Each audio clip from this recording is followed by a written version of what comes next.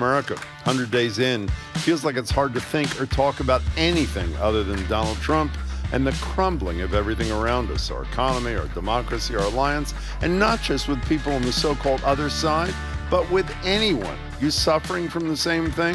Have a solution? I'm Marjorie Egan. Then it's GBH's news executive arts editor, Jared Bowen. He'll talk about exhibits of Van Gogh at the Museum of Fine Arts, Edvard Munch at the always free Harvard Museum, and director Francis Ford Coppola in person at the Coolidge for a screening of his box office bomb, Megalopolis. It's all ahead in the first hour of Boston Public Radio, 89.7 GBH at the BPL.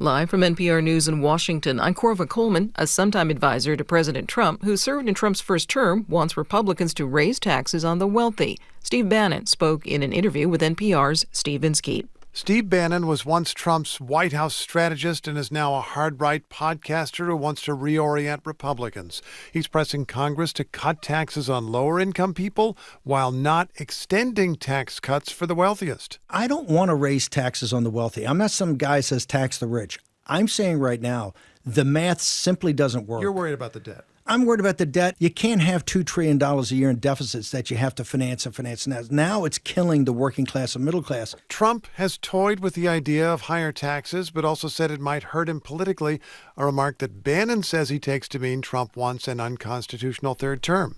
Steve Inskeep, NPR News. President Trump is seeking to fire 3 of the 5 members of the board of directors for the Corporation for Public Broadcasting. The CPB provides funding for public media outlets. The CPB has sued Trump in return. The lawsuit says the president does not have the power to fire the board members, according to federal law and a U.S. Supreme Court ruling.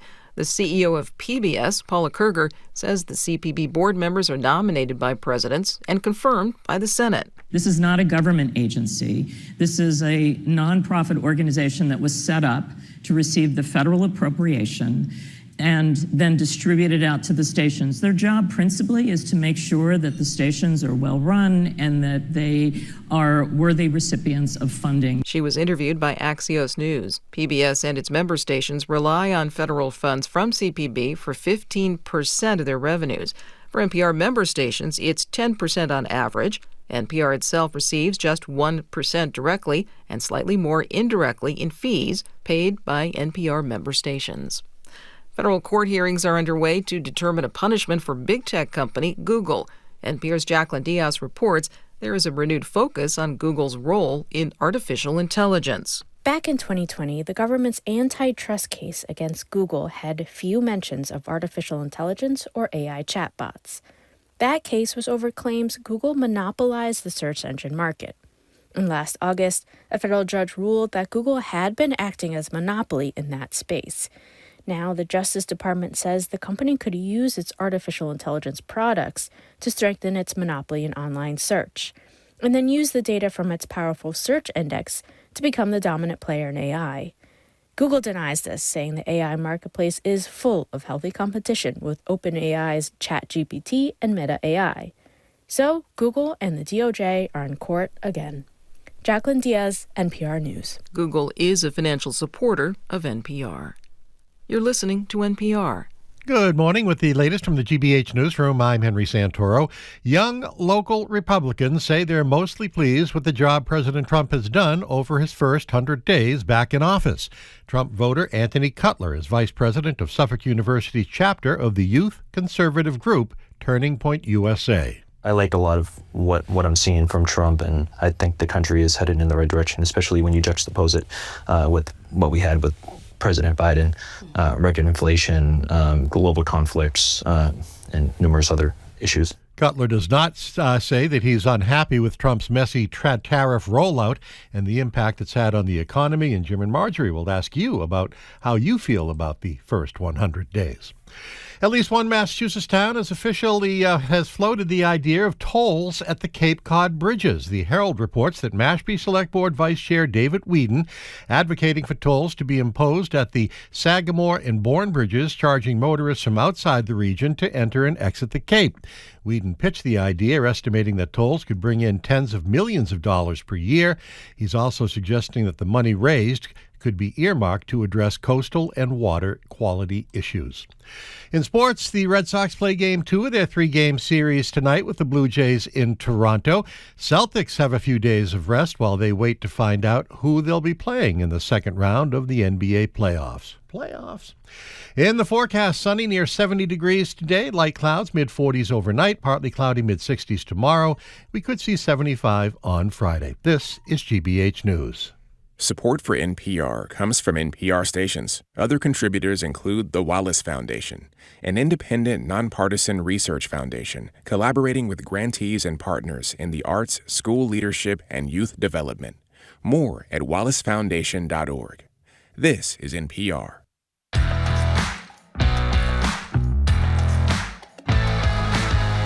Welcome to Boston Public Radio. Jim Browdy and Marjorie Egan. We are broadcasting live from the Boston Public Library and streaming at youtube.com/GBH News. Tomorrow, we're going to be joined by 2021 Nobel Peace Prize winning journalist Maria Ressa. She stood up to the authoritarian government in the Philippines incredibly courageously. We're going to talk with her. We're going to be back at the Boston Public Library on Friday with Governor Maura Healey joining us on the 9th of May and the Attorney General of the Commonwealth, Andrea Cabral, joining us on the 11th of May. Hello, Jim. Hey there, Margie. We know we are no good here at Boston Public Radio at ignoring Donald Trump. To quote the late Mayor Menino, he's the Alcatraz around our necks.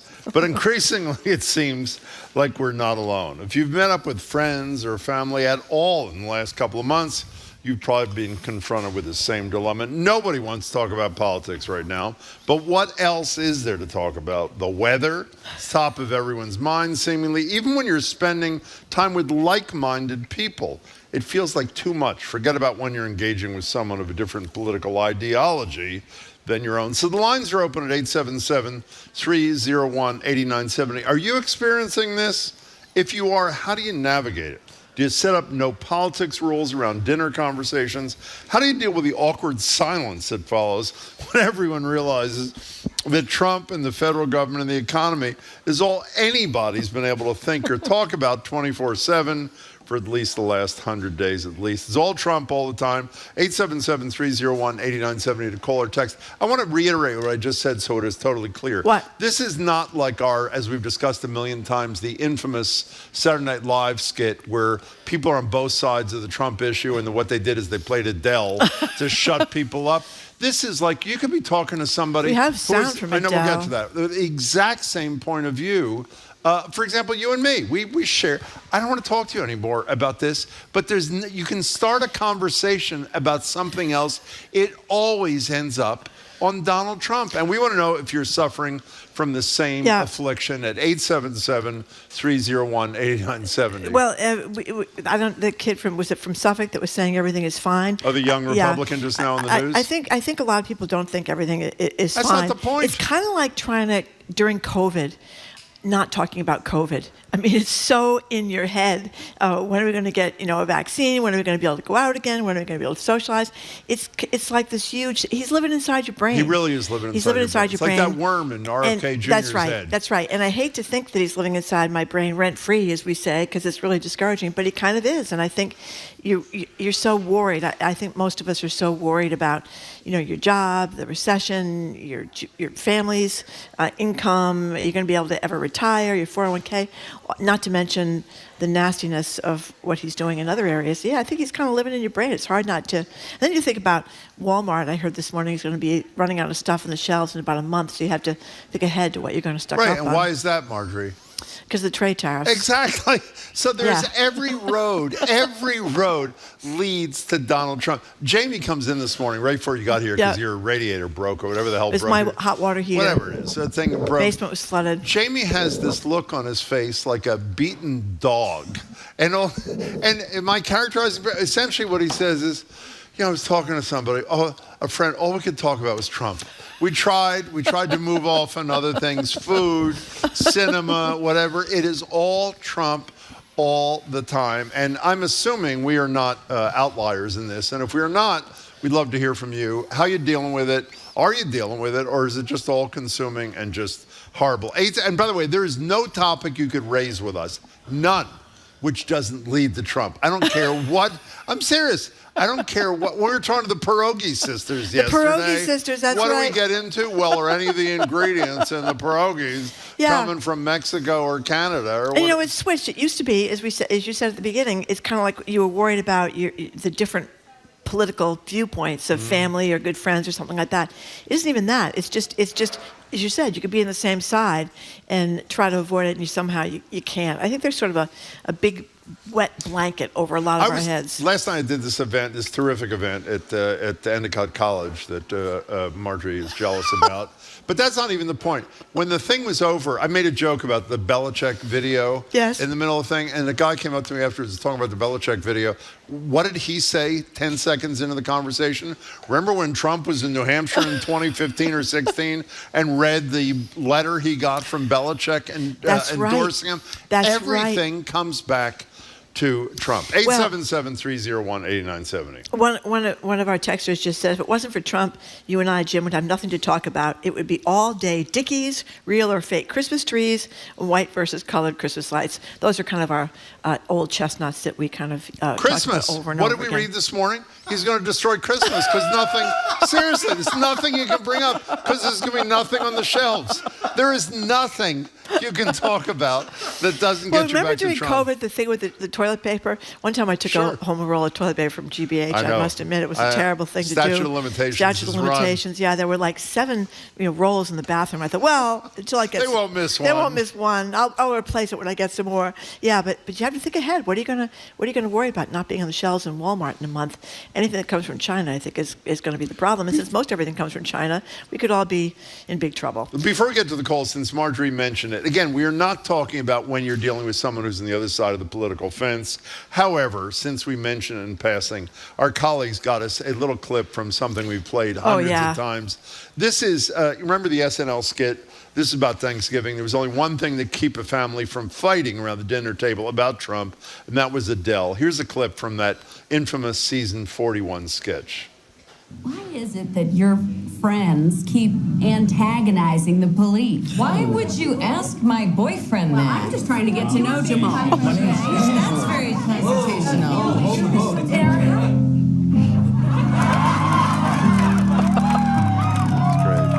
Hello, it's me. I was wondering if after all these years you'd like to be. Oh, your grandparents are here. By the way, if you're one of the 3 people who's not seen this thing, when they're ready to kill each other, all of a sudden Adele starts playing and they all stand up and say, luxuriate in Adele. 877-301-8970. Here's Martha in Acton. My husband and I used to love discussing politics and world events. Now we talk about the Celtics and we stay home a lot. After the playoffs, there will be a lot of silence. Gwen in Worcester, you are first on Boston Public Radio. Thank you so much for calling. Welcome. Hi, how are you? I think we're good. Hi, how are you? Good. First time, long time. We love those words. Go ahead.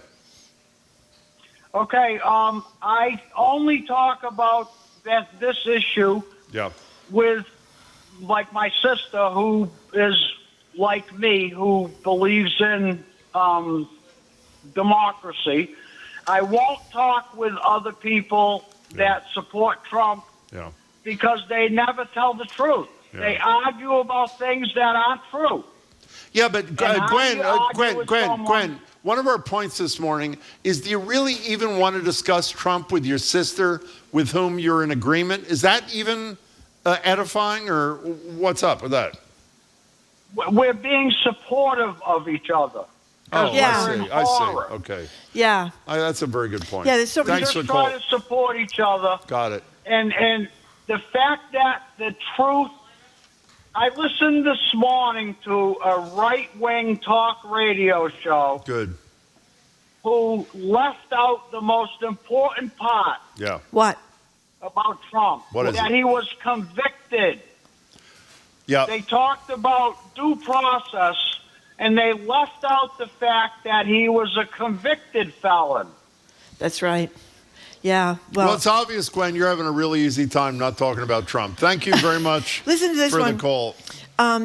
It is so frustrating, says a texter, when you go out to relax with friends or family or get involved in games, no matter what you're trying to do, it always comes back to Trump. He's a mastermind. He's keeping his name in front of everybody. When he enters our dreams, we're really screwed. You know, by the way, did you see did you see the poll yesterday with this incredible question? About the dictator? This is from the Public Religion Research Institute, which is it's amazing. Here's the question.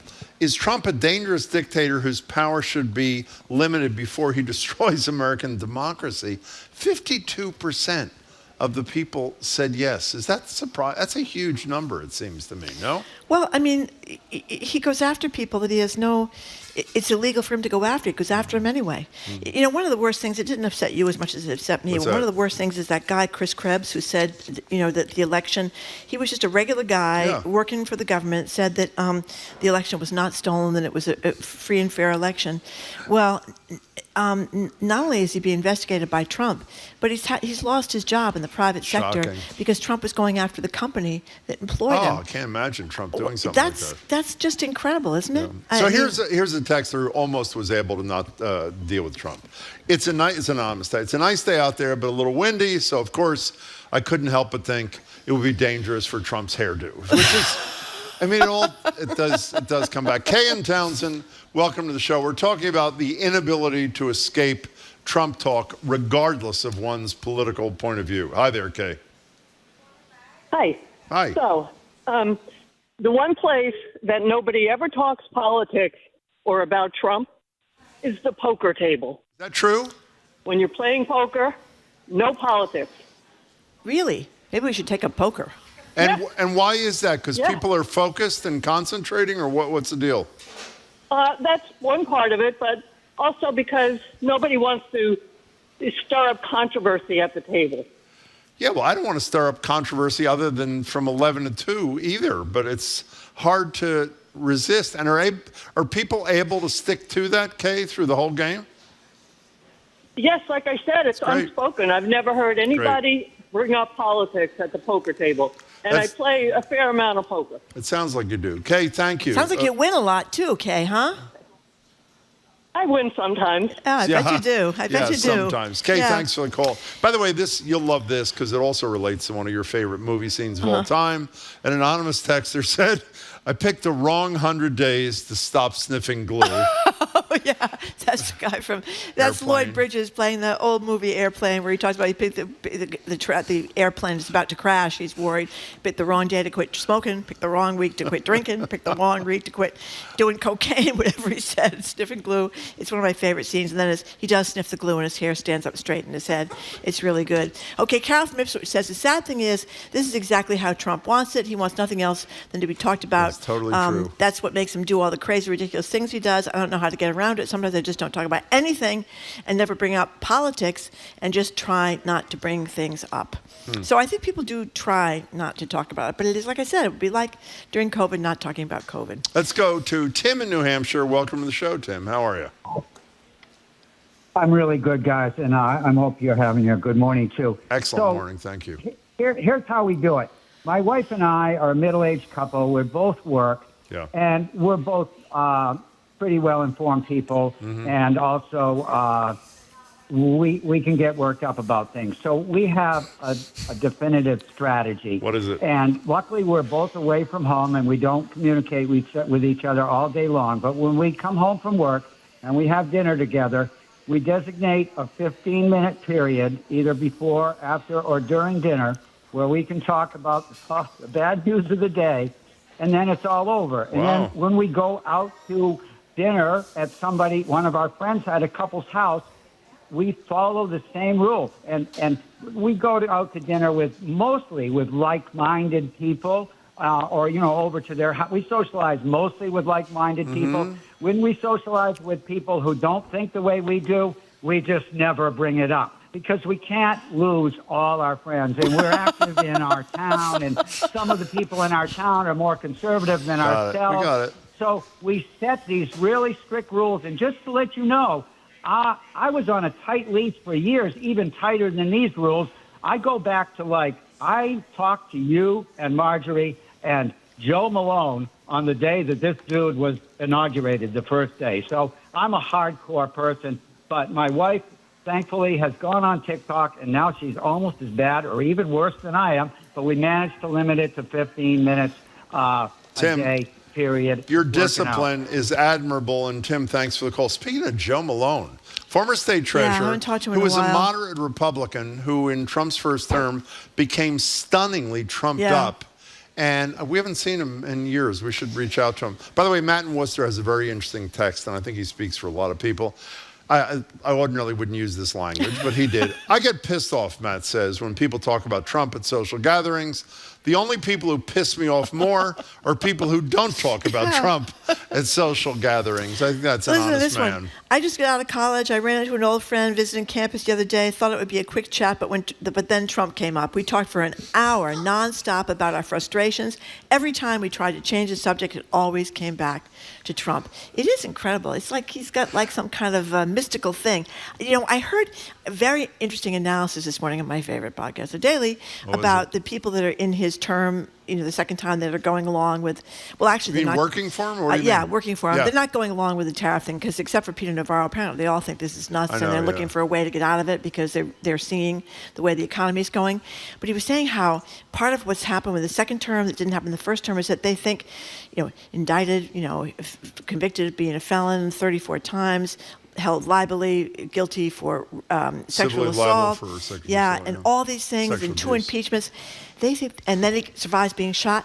They see something magical and mystical about him. They think that there's something that this guy can somehow turn everything into gold, and they've just bought into it. And I thought that was odd, but maybe that explains some of the attraction. Yeah, he is magical and mystical. We do have to take a break. By the way, speaking of... okay, so you think that's a ridiculous theory? No, I don't think it's a ridiculous theory. Okay. I do think it's a ridiculous theory. Okay. By the way, add more good news to this conversation just to keep you up to speed.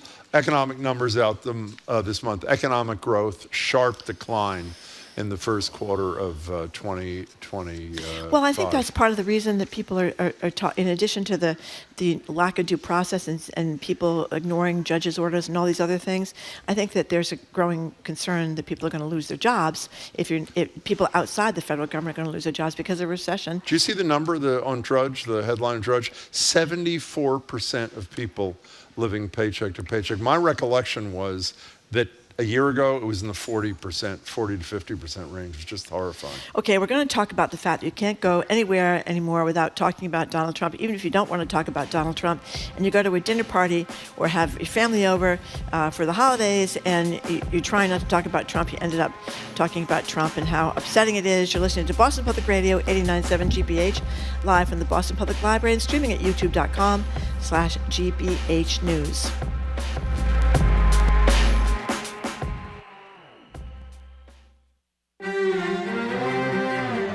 In 1975, the fall of Saigon marked the end of the Vietnam War.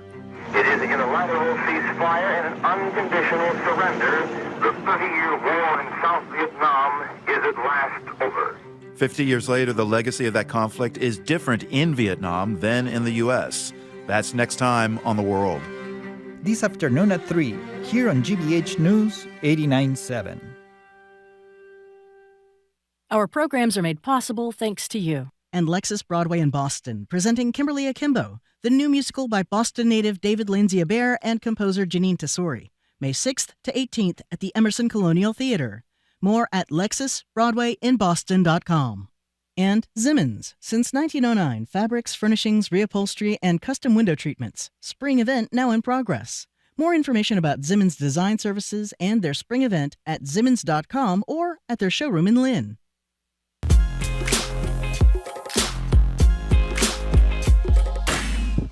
Welcome back to Boston Public Radio. Jim Browdy and Marge Regan. We're live at the library, streaming at youtube.com/GBH Noon. Tomorrow, we're pretty excited about this. 2021 Nobel Peace Prize winning journalist Maria Ressa joins us. We're back at the library on Friday. Governor Healy is with us for an hour on May 9th. Attorney General Campbell is with us for an hour on May 13th. If you're just tuning in, we're talking about Trump. We're sick of it, you're sick of it, and yet, when you gather with friends or family or coworkers, is there an area of your life that you're able to talk about for more than 30 seconds that doesn't end up with Trump. We want to know if that's true for you. We assume it is, and how you're dealing with it. 877-301-8097. Can I read you an interesting text? Sure. So my younger daughter is not feeling great today. So I send her a text saying, I hope you're doing X, such and such a thing, and how you feeling? On my honor, and she's not listening to the show. What's her response to how are you feeling? How is Donald Trump getting away with all of this? This is literally, this is my response to whether she picked up her meds at Walgreens for she has like a stuffiness. How is Donald Trump getting away with all, no context, no nothing? Well, you know what? It's a great question. We're going to talk with Andrea Cabral about this. Why are none of these people that are ignoring all these court orders not being held in contempt? You are so right. I think we're making a big mistake by not doing that. And now we have two opposing views in this whole situation here from texters. The first texter says, autocrats thrive on attention. They need the spotlight. We're feeding him all day long. I don't understand why we haven't figured this out. I've said this since 2016. For one day, one 24-hour cycle, as many media orgs as possible need to band together and talk about other things. There's plenty else to discuss. That's one view. Here's another one. Opposing view. We should not avoid talking about Trump and his administration of lunacy because the erosion of our constitutional rights are on full display and should never be reduced to avoidance or silence. And here is a third view. Where did it go? This is Ron in Roxbury who just texted. I continue to be preoccupied by the huge percentage of people who voted to put Trump in office and how that many of them are quite content with the current outcome. Listen to this one. The texts are amazing. Liz from Maine. As a psychiatrist, I have to tell you, pretty much every visit circles around Trump. My left-leaning clients are panicked and depressed. This is the shrink saying this, my more psychotic patients talk about the great job he's doing. Do I up their antipsychotic dose? Supportive listening. It's like navigating a minefield whilst doing mental status assessments. 877-301-8970. Okay, let's go to Eric in Amesbury. Hi, Eric. Hello, Eric. Hey, good morning, guys. First time, long time. We love that. Thank you for that. So first off, I am going to take that advice from a previous caller and set a 15-minute time limit. I like it too. Love that. And so appreciate that. Really, my call is about just it's about the pervasiveness. So my wife and I have been coming up with all manner of ways to escape this, which is, as you've established, impossible. So we read books, we watch television shows, and just recently we were watching The White Lotus, which is escapism TV, right? It really is. Yeah. Lo and behold, if you remember and if you've seen it, we're right in the middle of an episode, and wouldn't you know what they start talking about? Donald Trump. The three ladies are like, oh my God, like you voted for Trump? And Exactly. we just looked at each other and groaned so loudly, like, you've got to be kidding me. We can't escape it even here? Yeah. No, it was a great scene. The high school girlfriends would all get together in their 40s or something, and one of them is right, she's from Texas, of course. Excuse me. Of course. Hey, Eric, do you think you and your wife are going to be able to deal with this 15-minute rule? I know you admire it, but do you have the self-discipline to do it? You know what? I'll check in with you guys in a little while. Please let do. You know if it works. I am not optimistic. Thanks for your first call, Eric. I am going to try. Call us again. Edmund Providence, thank you, Eric, for the call. This is true. I didn't even know it's true. I checked it. Edmund Providence text. Did you see Lindsey Graham, the senator from South Carolina, tweet about how Trump should be the next pope? He did. I mean, I think he was being half... look at Marjorie. So, I mean, even the conclave is about Trump. Sylvia and Alston, welcome to the show. Hi, Sylvia. Hi, how are you? We're very well, thank you. Great, yeah. I just wanted to say I run a small nonprofit art and music studio in Alston, Brighton, and we have free drawing and painting meetups every Sunday, and we don't talk about politics at all, or when we have band practices, there's no politics, and we don't necessarily even have to say it because we get so much into what we do. So that's So it's an unspoken rule, but everybody adheres to it, is what you're saying. It's unspoken. Sometimes we have to make it a little bit more explicit because it just ruins everything. But the drawing, painting, music making, or knitting, crafting is just great. I mean, it doesn't come up at all. And do you want to tell us the name of your place? You don't have to, but if you do, you should feel free. Yeah, it's called the Corner Art Room. I mean, it's a small nonprofit with a music studio and a art Sounds great. studio. Corner Art Room. Sylvia, thanks for your call. We appreciate it. My wife and I made a pact not to ever speak his name. We only use nicknames. My current nickname is Little King Hokey Pokey. My wife's nickname is not safe for the radio. That's from Stephen in South Yarmouth. Do you know what Congresswoman Presley calls him? The occupant. Oh. The occupant. I like. What, That's meaning a good of one. the Oval Office as opposed to the That's a President good of the one. United States. Yeah, I don't know if it does it for you. Where do you David in wanna the go? car. Thank you for calling. Yeah. Is Dave there? Hey, good morning. Hi. Dave. Thanks What's for up? taking my call. Yep. So I wanted to say that during Thanksgiving, my brother-in-law came in, and the first thing he said was, no politics. And evidently his son is an Elon Musk / Trump fan. So we didn't discuss politics. Instead, we discussed deviled eggs, the love of fruitcake, the use of Q-tips, that kind of thing. And I wasn't even there. I'm pretty sure that everybody's blood pressure was a lot lower and everybody drank less. So wait a second. So when you discussed deviled eggs, you didn't discuss egg prices? No, because at Market Basket, they're still $4.59 a dozen. They are. So, It's incredible. Dave, you people were are still bringing them, so it must not be that bad. You're spot on. Dave, thank you very much for the call. Ellen from Somerville texts, at Easter, with 99% Trumpers and me and my sister on the other side, I turned the conversation to Karen Reed and other murder trials. My sister was horrified, but I said it was better than talking that's Trump. a good one. That's a good one. That is a good one, We actually. can talk about Karen Reed. We can talk about Bill Belichick and his 24-year-old girlfriend. Those are two other subjects that maybe get us away from Trump at these particular moments until we exhaust those two. I called Marjorie this morning and I said, by the way, I assume you've read all the updates on the Belichick thing. And she had not, which meant she hung up on me immediately so that she could search, this is true, search the New York Post to get all the latest. But we're not doing it today because we're not doing it today. Yeah, I think they're getting concerned at the University of North Carolina. Well, that's one of the stories, by the way. Yeah, one of the They're very stories that concerned they're about thinking having they him may as a have coach. buying into a train wreck situation here. Yeah. Joni from Providence, thank you for calling. Joan, hi, Joanne, sorry. Oh, Joanne, hi, Joanne. sorry. Hi, how are you? Great. Oh, good. I'm glad I finally got you. I have a question for you, really. Yeah, we're ready. How are you dealing with it? How do you get up every morning and get to work knowing that you've got to talk about Trump for 3 hours? Can I tell you something? I know this is going to sound like BS, but I'll say what a lot of listeners are kind enough to say to us. The fact that we can talk to mostly sane people like you and others about this is really, I don't know if cathartic is the right word, but I think talking it through is actually pretty good. And then you try the other 21 hours to either sleep or avoid it.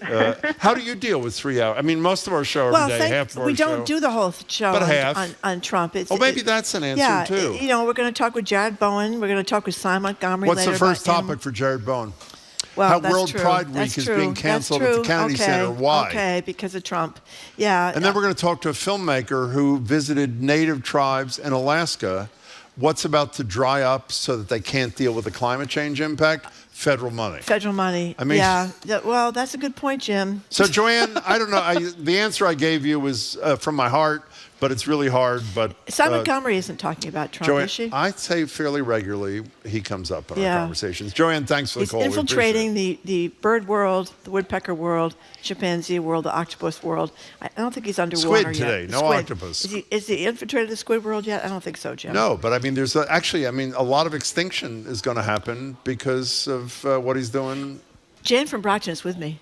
What'd she say? Thank God for Karen Reed as an alternative to Donald Trump. People can follow that, or they can read good thrillers at night. You got to read books, page turners. The mysteries that will get you. By the way, page to we page should to just page. update people thanks to CNN. A federal judge has ordered the release of this Madawi guy. He's the Palestinian guy who was arrested during his citizenship interview, I think in Vermont, and he has been released. The first federal judge to release one of these snatched people, so good for him or Yeah, her. it is good. But meanwhile, everybody else is still in Louisiana. Didn't a judge order the Chimps woman to come back to. But then another appellate court stayed it, so she's still stuck in a prison there for writing an op-ed that was pro-Palestinian. Pro-Palestinian. And we're going to talk later about the investigation into anti-Semitism at Harvard. And it found many instances of anti-Semitism, but it found many instances of anti-Muslim. Islamophobia, Islamophobia. So anyway. An anonymous texter gave a fairly honest answer. That's a good answer. This is how Jim and Marjorie deal with it. They get paid for it. That's right. That is true. That's right. As long as those checks are coming in, I could talk about it forever. That's absolutely true. Okay, Ray, if you can do it in 20 seconds, it's yours. Welcome. Quickly, please. Okay, thanks. Yeah, well, what I noticed about politics is it's like arguing Red Sox versus Yankees. Like you're trying to win against the other side. And my goal is to try to convert it to a conversation about what is the good life in the first place. Why are we doing this? And what builds connection, what builds meaning, what builds purpose. Oh. And sometimes I'm successful. Wow, that's very That was a good ending. impressive. Sometimes I'm successful. Ray, thanks for your honesty. On the other hand, we have a texter who says, Trump is an ooze that gets everywhere. That's beautiful. Isn't that beautiful, It's Jim? a wonderful image. All right, Thank we're going to you. move on right now. We are moving sort on. of. We're going to talk up next with our GBH. Jared Bowen is here. He's the executive arts editor here at Jared Bowen, the culture show that you know runs every day at 2 o'clock. We're going to talk to him about a great Van Gogh exhibit at the Museum of Fine Arts. And also, I think that Francis Ford Coppola, the great superstar director, maybe overstayed his welcome at the Coolidge Corner Theater, talking about Megalopolis and his movie that wasn't really well received. We'll find out in a second from Jared Bowen. You're listening to Boston Public Radio, 89.7 GBH, broadcasting live from the Boston Public Library.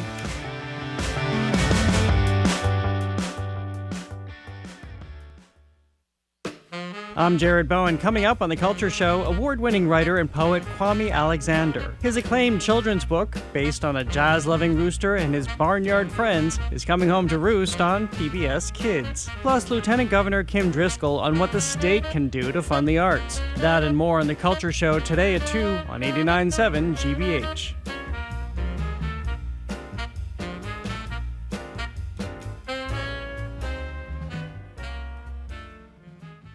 Support for GBH comes from you. And Mass General Brigham Health Plan, ranked #1 in member satisfaction among commercial health plans in Massachusetts by J.D. Power for the second consecutive year. Details at mgbhp.org/everyday. And the University of Massachusetts Amherst Mount Ida campus in Newton, connecting students and employers in Greater Boston and offering on-campus graduate and pre-college programs. Learn more at umass.edu/Mount Ida campus.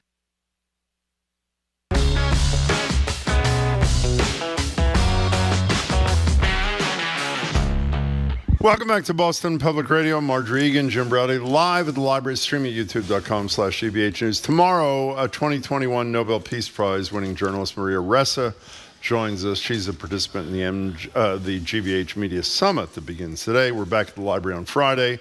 Governor Healy for an hour on May 9th at the library. Attorney General Campbell at the library on May 13th. At the library. We're joined now at the library, yet again, Jim, by Jared Bowen. Jared is the GBH Executive Arts Editor, host of The Culture Show, live on 89.7 GBH, right after us every day at 2 o'clock. Hello, Jared Bowen. Hey there. Hey there. Hello, Jared Bowen. So we said we were trying to move on, at least some of the show, from Donald Trump. So let's get Donald Trump out of the way first.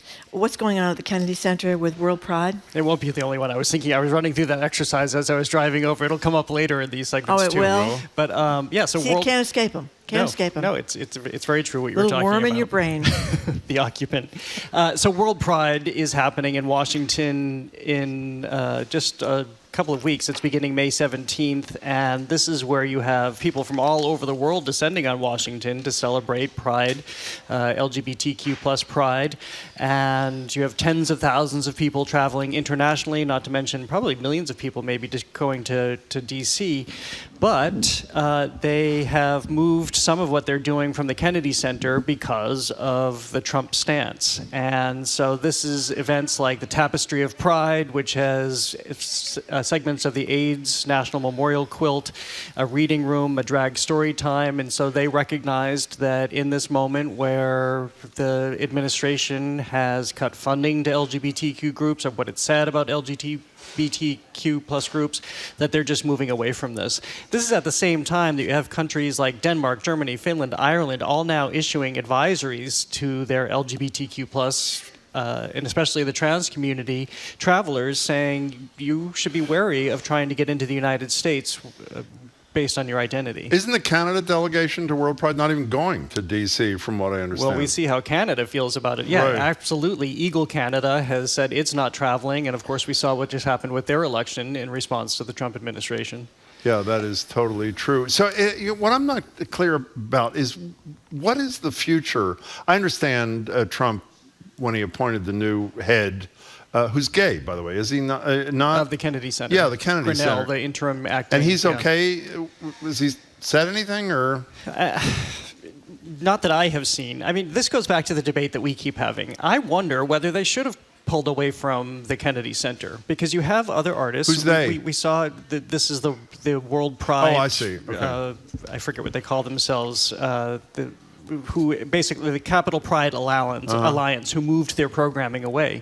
Because you could also take the standpoint, as we've talked about, of Conan O'Brien, people who have the opportunity to take that stage because of the Mark Twain Prize, who weren't canceled, who weren't told to move, or people like Margaret Cho, who wanted to take the stage as part of her Women in Comedy Festival. I think in that case, the festival moved itself away. But don't cede the stage. I liken this to what Harvard University has done. Why are you going to shut down, not address this, when you can have the platform and you can have the stage if you're still booked into the venue and you haven't been canceled? What do you mean what Harvard University is doing? Which piece of what they're doing? Where they have decided to stand up to the Trump administration and not step quietly to the side. Well, as stand other up to the Trump administration before they did in that. court at the same time that they're changing their DEI policy. So, 2 steps forward, maybe 1.5 back. We'll talk about that at noon. So is the Kennedy Center, what I was starting to get at, and I've forgotten myself, is this going to survive even in its new kind of way, or what's going to happen to this? From what I've been reading, most of the programming at the Kennedy Center has still gone on. We've only seen a couple of high-profile examples like Hamilton where they've stepped away, but most of it is still happening. Okay, so let's talk about conclave. There is a conclave starting, I think, today. May 7th. May 7th, next week, wrong Wednesday, sorry, to choose a new pope. And this has been a big boost to the movie Conclave, which was in the running for Best Picture. Let's play a little clip of it, and we'll talk about conclave. This is where Ralph Fiennes investigates Lucian Masmati, I hope I pronounced that correctly, passed. He's one of the people in contention to become the pope, and tells him, not happening. So I still have hope. No. There is no hope. After such a public scene, there will be rumors, and you know what the Curia is like. Nothing terrifies our colleagues more than the thought of yet more sexual scandals. I am more sorry than I can say. You will never be pope. You both saw this. I did not. It's great. The acting was phenomenal. I mean, you got a sense of it right there. It was great. It's really, really compelling because it does give you this sense of the inner workings of the conclave and what's happening. And I think this is really fascinating. I know there are any number of events, I can't think of one specifically, but you read about something, or especially if it's an historical figure, and then you go back and you watch the Hollywood treatment of it because it gives you a different perspective into it. But yeah, the streaming for this is up at least 238%. Now, it was first on Peacock, and now I think it's coincidentally also available on Amazon to stream. But for people to get a real understanding of this, they're watching Ray Fiennes and Stanley Tucci and Isabella Rossellini give the picture of it. And John Lithgow, too. He was great in it, too. The acting was just fantastic, I thought. But what's key here, I think, is that, so this is based on a book by Robert Harris from 2016, and he wrote it after seeing the last conclave, and when he saw Pope Francis step forward, and he saw all of the men behind him with different facial expressions based on what they had just come out of with the conclave, Harris, who had just written the Cicero trilogy, so spending all this time in ancient Rome, was thinking, this doesn't seem all that different. And apparently he did a significant amount of research, so much so that an English cardinal stepped forward and had a conversation with him after and said, you pretty much got it right. So this is, as you see it depicted in the film, basically that's really what happens. They all arrive in Rome. They all go to this dorm-like building. Yeah. They all, of course, proceed into the Sistine Chapel. There's all the ceremony about holding up your card when you're going to, or your letter for whom you're going to vote, and it goes into a tray, and then, of course, we know the smoke goes up. Yep. But they took care to really make a lot of this correct, and of course, all of the political machinations absolutely happened. Yeah, no, it was really well done, I thought, and I mean, to think that they are going to be doing this, well, it just makes sense that this would go through the roof because it's going to happen in such a short time. Well, to think of conclave and understand what's happening now, because they all are in Rome for the funeral. This is when all the politicking happens before they actually go into the conclave. So I think if we remember last time, it was the first signal, right? The first vote. They sent it was white smoke the first time? I think so. I thought it was a 2-day. I don't recall. I think remember. It was a 2-day thing. Maybe I'm wrong, but it was pretty quick. Not like the 1300s when they had a 3-year conclave. Yeah. Because It was. I don't think it was the first either, but I could be wrong. You know, we haven't talked about Trump in about 3 minutes. So let me just say, CNN behind you is doing live coverage of his cabinet meeting. And two things. One, I haven't seen Musk there, so I don't know if he is there. I don't see him in the room, which is, I think, the first. Secondly, Trump, in his prepared remarks, is talking about how, as we mentioned before, the severe economic decline in the first quarter. Do you know whose fault it is? Either of you can guess. The fake news? Nope. China's. Nope. Whose? Joe Biden, obviously. Oh, Joe Biden. He's still president. I was not aware that Joe Biden was still president and imposed the tariffs, but it's Joe Biden's Well, you know, fault. it's so clear that he totally misread China's not backing down. And he misread that, and he misread Putin, and obviously the bond market wasn't backing down either. So he's going to find a way out of this. I think that's why am I even talking about this? By the way, Pope Francis, thank you, Jamie. Now I want to start talking about Amazon and that acquiescence Amazon. to disgraceful. Do you want to say, for those who didn't hear yesterday, want to explain briefly what they happened? Fifth ballot for Francis. Okay, sorry thank you. that I got that That's wrong. But yeah, of course, Amazon was listing the tariff prices, the consideration into pricing, the pricing structure on Amazon for objects you would buy on Amazon, and the effect of tariffs on it. And of course, the administration lost their mind, and Jeff Bezos had to have a call with President Trump, and now those are going away. And he claims it was only for the small businesses anyway, but we've seen that go away. But of course, that was allowing people to understand the economic impact. That's right. And by the way, he keeps saying he's talked to President Xi. Nobody believes he's talked to President Xi. Nobody believes. He's got 200 deals in the work, even though there aren't 200 countries. Okay, so let's go to art. By the way, Marjorie was very responsible this morning when she mentioned the Harvard Art Museums. She said they are free, as you have taught us all the time. Nice. What's going on there? So they have an exhibition of Edvard Munch, which a lot of people know. Munch. This. I said it wrong. Oh, I said it wrong too. God, I'm glad you went first. I thought it was Munch. I didn't know it was Munch. Okay, Munch. Who is famous for the Scream painting. And so the Harvard Museums a while ago received this terrific gift from Philip and Lynn Strauss of about 64 works, including paintings, including prints. And so they have opened this exhibition called Edvard Munch, Technically Speaking, and it's on view through July 27th, as you both mentioned. Harvard Art Museum's always free. This is a permanent development from them. And so this gives us a perspective into how he created his works, which is really, really fascinating. So he would create these woodblock prints, and it's a mechanism for printing, but he created his woodblocks like jigsaw puzzles so that he could take elements out of them and change how they looked or how you might do the coloring. And so with this gift of paintings and prints and having access with the Munch Museum in Oslo, where he was from, they have been able to piece together a lot of how he painted and how he created, including doing this similar landscapes, but painting out figures or changing them, going back to things over the course of many, many years, so you know that they really stuck with him. It's a fascinating exhibition. Everything he did was from a wood... Not everything. So some of it was woodblock, some of it was lithographic stones, some of it, of course, was painting, as we saw in the Scream, which was also a print. I didn't know there were many Screams, too, I read in this piece. A bunch of Screams. Yeah. But there's also this really beautiful painting of this couple standing very far apart, called Two Human Beings, the Lonely Ones, and you were just thinking how sad this is, right? You know who that's of? Trump and Melania. It's only that if she's batting away the hand. And the guy's wearing a blue suit. Exactly. That's how I knew it. I'm so sorry for that. I'm really. You're holding that up, but that's one of the examples of the paintings he would go back to over and over again. And people, because he did the Scream, people often try to get into his mindset and think that somebody he was always beset, he was always struggling mentally because there were so many depictions of illness and loneliness and outsiderness. When that necessarily isn't necessarily the case. Well, he said his mother died when he was only 5 years old, and then later a teenage sister, and he never had a family or married or had relationships that were like regular You'd Scream too, right? Yeah, exactly. That's right. So can we move to Van Gogh?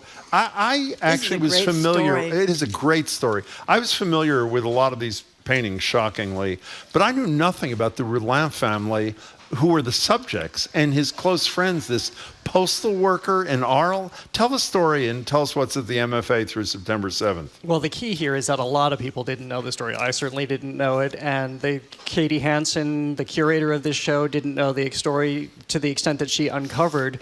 But the MFA has always had family members of the Roulin family in its collection. And so what we have come to learn in this exhibition and what we see firsthand is that toward the end of his only about 8 to 10 year painting career. I didn't know that either. He didn't do this for a long time. This is what's so incredible. But he migrated to painting. He had been in Paris, decided that he wanted to move to the south of France. He wanted to interact with people more. He loved the light there, and so he moved to the south of France. Gauguin becomes the roommate at one point. Yeah. They have That's a great piece of the story, too. Incredible. And they're painting the same subjects at some point. The same landscapes, the same subjects. So they open a studio, people come into the studio, but Van Gogh, as he arrives there, starts to get to know the local postman, who seems to be this very kind of captivating figure because he's big, he's got a big beard, they're somewhat close in age, and they develop this friendship while the postman's family is out of town. His wife is having a baby, so she's gone to be with her family. The poor postman is alone, so he and Van Gogh strike up this friendship. Van Gogh wants to paint him because he wants to move more into portraiture. And they've developed basically a brotherhood, as people would later describe. That here are these two men in this town who really enjoyed each other's company. And when the wife returns with her family, they bring Van Gogh into their fold. So he starts painting them, and they start having dinners together, and they become very close. And so we see 20-something portraits here gathered for the first time together in a long time in this exhibition, where you can see the depths of the investment in this family, both Gauguin and Van Gogh, mostly Van Gogh. And I have to say, one of the most striking parts of it is how tender it is. They have a quote from Van Gogh: "Infants have infinity in their eyes." Oh. And so we see these portraits of the youngest, of the baby of the Roulin family, sort of a close-up painting view of the face with these big eyes, and it's so tender. Where it becomes more tender is, of course, this is the time at which he starts to struggle mentally.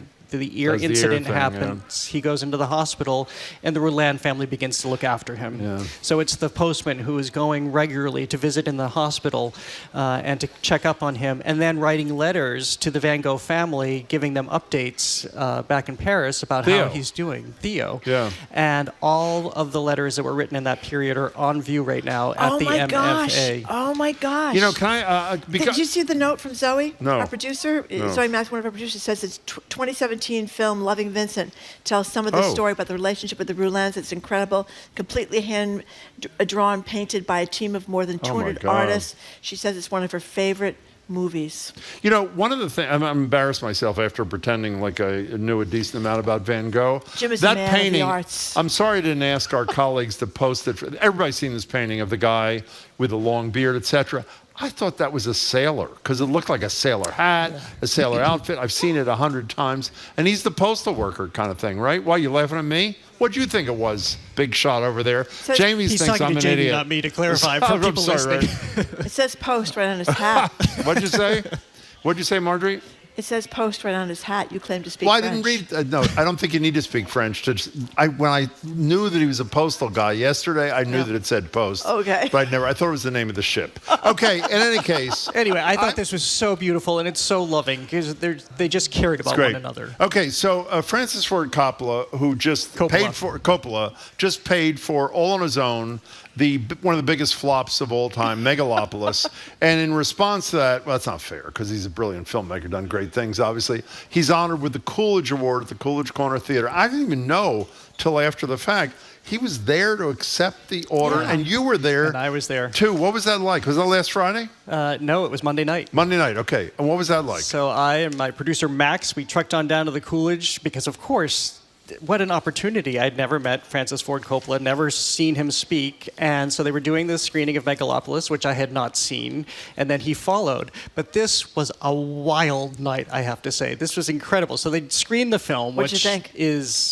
It's tough. It's tough. First of all, it doesn't look great. And then I later learned, because he explained this, he had a problem with his production team, the production design team. And so it was kind of all over the place. However, I will say that there are so many themes which I think people didn't necessarily pick up on when the film originally came out. This is where we revisit the Trump administration yet again, because I think post-election and post-inauguration, now that we see everything that's coming about, Adam Driver is almost like this Elon Musk-esque figure. We have the government who's taking basically criticism and depriving the city of money. You see literally scenes of justice falling. You see the police beatings and how the government is dealing with that. So there are a lot of issues that Francis Ford Coppola is wrestling with, and that he has been for decades, because remember, he wanted to make this film 30 or 40 years ago. He could only make it now by sinking $120 million into it. So then he comes on stage afterward and starts talking about life, basically. He starts talking about the financing of the film. By the way, he told us all that he has to start paying the bank back in 5 months, his $120 million. There's a whiteboard on stage because he wants to list the rules that we live by: time, work, money, education, and how do we address those. Rarely gets to the film. This was a 2-hour conversation that I found fascinating. Well, there's a great... James Sullivan wrote the review, wrote about the evening in the Globe. I love this paragraph. The rest of the event was intended as a conversation between Coppola and the Boston College professor Juliet Shore. By the way, I bumped into her at the BSO. She's got a book on the 4-day work week coming out. Yeah, we should get her on. We're going to have her on. But the filmmaker had other plans. Over the next nearly 2 hours, he conducted a monologue, almost as grandiose as the ideas he packed into Megalopolis. So he just did a stream of consciousness Until thing? they gave him the hook at 11 o'clock. He did. Somebody stepped forward and said, we only have 5 minutes left. But you know what? Max, liked it. My word was, he was just so sweet and dear. Max, my colleague, his word was earnest. This is a man who, and by the way, she was there. Juliet was there because he had read her work somewhere. Oh, I didn't know that. I was wondering. Was fascinated by her ideas, and so has brought her into his orbit. Well, I thought she was supposed to interview him, and she never got to ask a question. I have to say, I was thinking, because I get, as you both do, get asked to moderate a lot of these things, and I would have been through the roof. That's exactly what I was thinking. All the work you did for nothing. Yeah. But so here's what he said about Megalopolis, which I thought was really fascinating. He said that, first of all, some of the weird imagery we see is because of political cartoons. He wanted to render that on film, so that why it looks so weird. He said, just like Apocalypse Now, I had no idea how to make Apocalypse Now, so he wants to make movies that he doesn't know how to do. The movie tells me how it wants to be made. So he's kind of making this up on the spot. And he also said that it wasn't a happy experience and that he was scared making it because so many things were going awry. So I think it gave us a lot of insight into what happened here. I'm really jealous to not have been there. Did he make back any of the 120 30 seconds. million? It only made about $14 million. Oh. Yeah. Made meaning revenues, meaning so that's not really So he owes anything. them a lot of money. Yeah. Okay. It's 86 though. What the hell? In any case, I love the experience. I thought it was great. You'll come back later and tell us what you're doing I will. later. Great, Jared Bowen. Thank you very Jared. much. Thank you. We've been speaking with Jared Bowen, Executive Arts Editor here at GBH, host of The Culture Show, which airs at 2 o'clock on 89.7 GBH. Coming up after the noontime news, we'll talk about the immediate impacts of climate change. Vulnerable indigenous communities in Alaska are the first to face relocation, a massive cultural implication. We're joined by Patty Tahalongva. She's director and producer of Frontline's latest film, Alaska Vanishing Native Villages. It's great. You're listening to Boston Public Radio 89.7 GBH, live from the Boston Public Library and streaming at youtube.com/GBH News.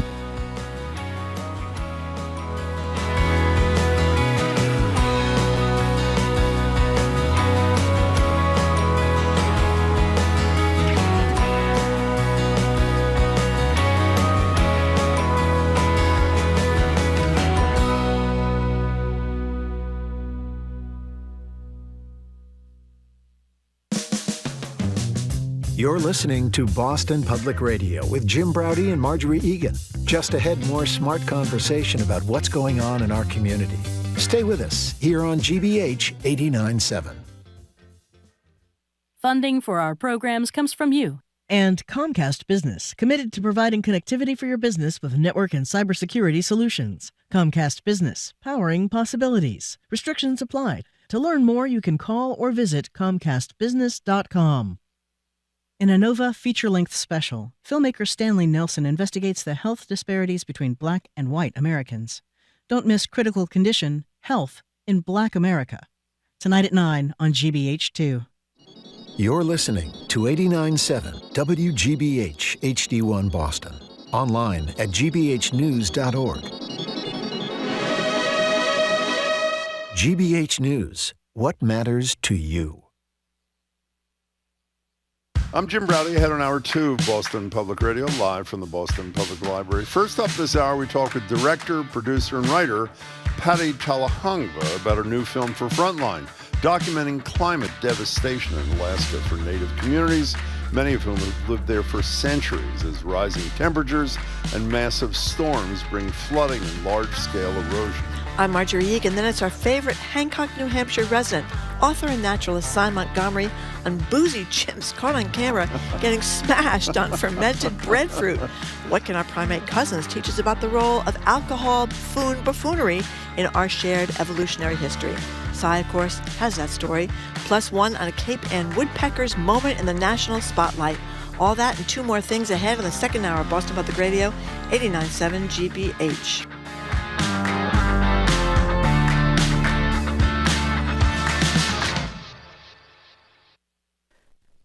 Live from NPR News, I'm Lakshmi Singh.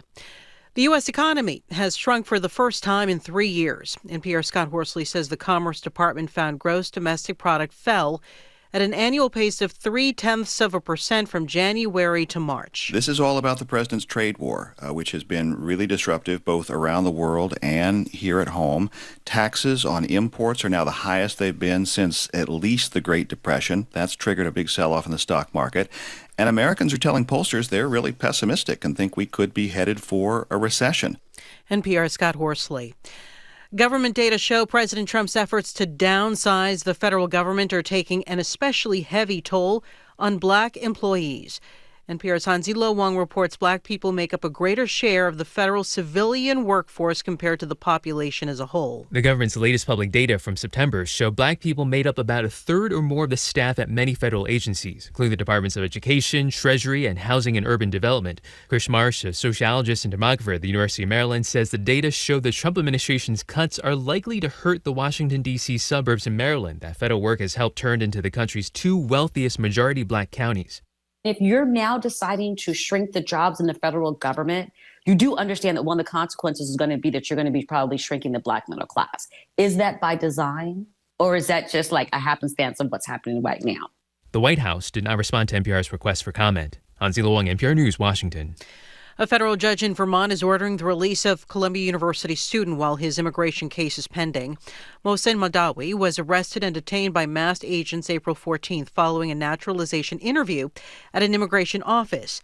In a petition, he argues government officials violated his First Amendment right to free speech and his right to due process. The Trump administration alleges Madawi's presence undermines its effort to combat antisemitism. Vietnam is marking 50 years since communist forces seized the city of Saigon, ending the Vietnam War. Here's NPR's John Ruich. Following the war, Saigon was renamed Ho Chi Minh City after the revolutionary leader Ho Chi Minh, and its streets were packed for the celebration. Chinese, Cambodian, and Lao troops took part. Vietnamese Communist Party chief To Lam addressed the nation. He celebrated the victory as one of justice over tyranny and said the focus now is on the future. To build a better Vietnam, he said, the country must unleash all productive forces, unlock resources, and tap the potential to accelerate socioeconomic development. More than 58,000 Americans and hundreds of thousands, possibly millions of Vietnamese died in the war. Today, the two countries enjoy close relations. John Ruich, NPR News. U.S. stocks are trading lower this hour. The Dow is down more than 200 points, or roughly 0.5%. It's NPR News. Good afternoon. With the latest from the GBH Newsroom, I'm Henry Santoro. National Weather Service has issued a warning for an elevated risk of brush fires with northwest winds gusting to 30 miles an hour today and very low humidity. The warning is for just about all of Massachusetts and says to use caution when handling any potential ignition sources like machinery, cigarettes, matches, because any fires that ignite will have the potential to spread very quickly. Meanwhile, the city of Salem has issued its own fire alert to residents after the North Shore was battered with several brush fires, consuming hundreds of acres last fall. Some Worcester city councilors say they're disappointed the police department has been so critical of a federal investigation into officer misconduct. In December, the U.S. Department of Justice released the results of the investigation. It found that officers use excessive force, engage in outrageous sexual conduct during undercover operations. And in response, Worcester police leaders have repeatedly slammed the findings as inaccurate. At a city council meeting last night, Councilor Etel Ugi said the police department's criticism is not helpful. Attorneys from the Department of Justice continue to be cast as if they are a team of high school amateurs specifically targeting the Worcester Police Department. I think that needs to stop. Later on during the meeting, Police Chief Paul Saucier clarified that he agrees with many of the findings and is working to hold officers more accountable. Red Sox play Game 2 in Canada tonight against the Blue Jays in Toronto, and Canada is not yet the 51st state. Right now, 66 degrees in Boston. This is GBH News. Support for NPR comes from NPR stations. Other contributors include Progressive. Progressive Commercial Insurance protects small businesses from retailers to tradespeople. Progressive covers a variety of business needs with a range of coverages. More at progressivecommercial.com.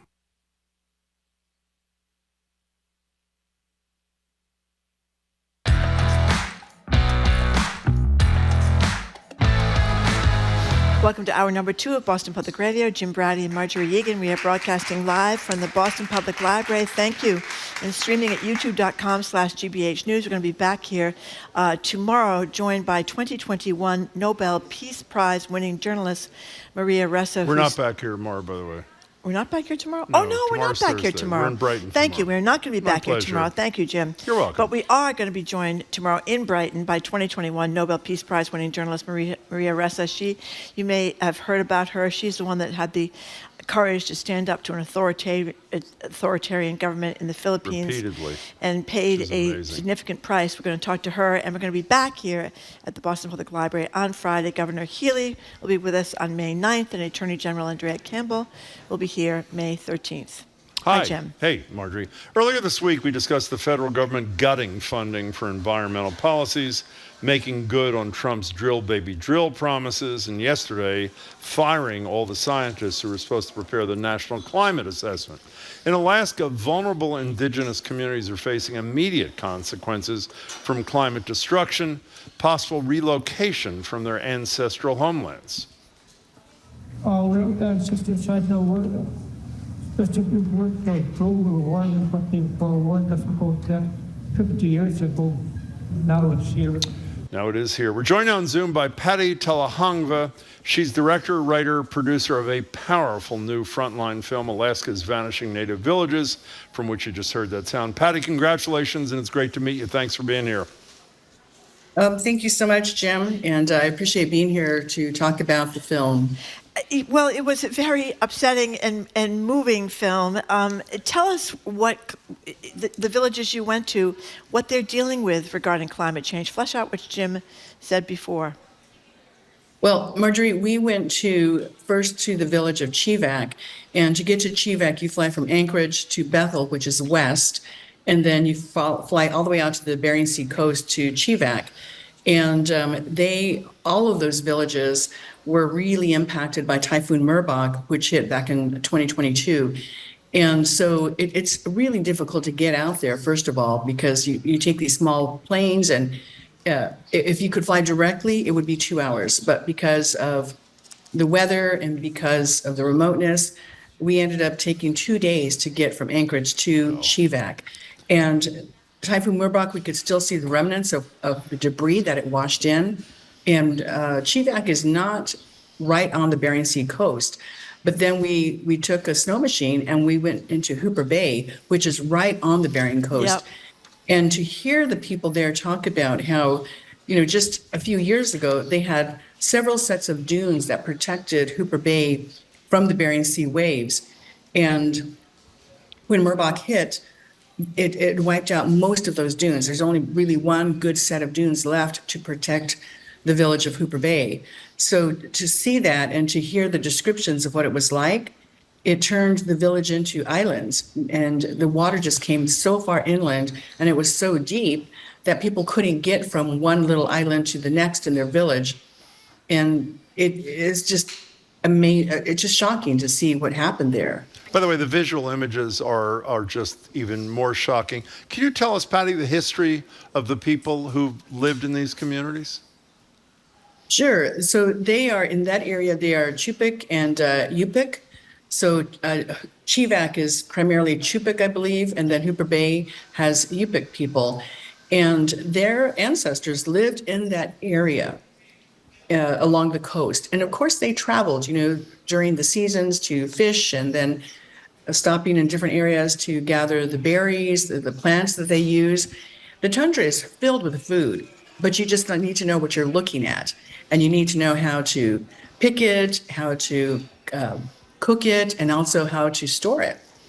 Because, of course, when the berry season comes around, they're picking berries to last them an entire year. And I really wanted to get that kind of point across to the lower people in the lower 48, as they call us, because we tend to go to the grocery store, maybe several times a week, or maybe you do one big grocery trip for a couple of weeks.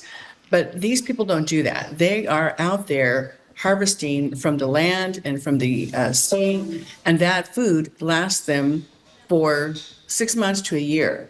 So it depends on what they're harvesting. And I think it's important to understand that, because that ties them to their land. They know their land. There's a scene in the film where the children. Are you talking about the children? No, when Derek is cutting into the ice to check his traps, and he says to us, "You hear that? It doesn't sound too thick." I don't know what thick ice sounds like, but they do. So he could tell that the ice hadn't formed very hard, so he was able to cut through and take out those traps. So they know their area, and they've lived there since time began, according to their origin stories. And to have to look at a change that could possibly mean moving out of that area, well, there's a whole disruption of culture and of that traditional knowledge and that right to be who they are, people who live in their homelands. You mentioned subsistence living and eating is a big theme that runs through the film. So I always thought you were talking about these kids before, but it's the kids now.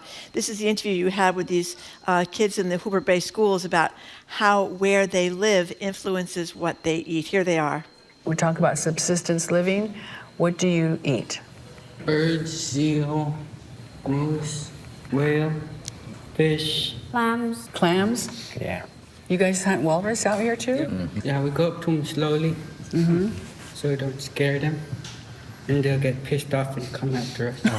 And we produce our seal oil from seals from when we catch them, and they have a nice layer of fat. So your food is not something you can buy in the grocery stores? No, we get them from the land. Land provides. Stores here are full of junk. So we'd rather go out and go get our own food, and which is more healthier. Boy, they are great. They are very. They are very. great. So you mentioned, Patty, about having possibly to move. I know that the federal government gave you nearly not you, but gave these towns nearly $75 million to help these communities. I'm wondering if that's still there for them, because we've had a change. This came through the Inflation Reduction Act, which was Joe Biden's program. I'm wondering if that money is still there. It's probably not nearly enough, but if it's even that much money is still there. That's a good question. But I want to go back to the students, because, again, looking at that, these are our high school students. What student in the lower 48 is talking like that? They're not aware of their food, right? Yeah. And sure, they're going to enjoy, snacks here and there, but they know the majority of their food comes from the land, and they prefer that. I told my crew that through this whole process, they don't eat chicken, they don't eat pork, and they don't eat beef. Not never, but they hardly ever eat what would be considered a common diet in the lower 48.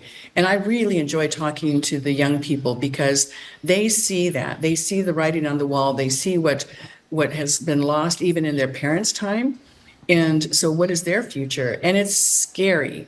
And then on top of that, they're living in these villages that are being, hit by storms, and the storms are becoming more intense and out of season. So maybe the ice isn't forming as early as it should be. And so there's danger when they travel. So I think it's really important to understand, from that young person's perspective, what they are up against. In terms of cuts, oh my goodness, there are so many cuts. And we have a section in the film that shows headlines of various programs being cut or being threatened of being cut. And they all directly impact these villages. One of the latest was the weather forecasting system that they have out there. It's a program under NOAA. That's being threatened of being on the chopping block.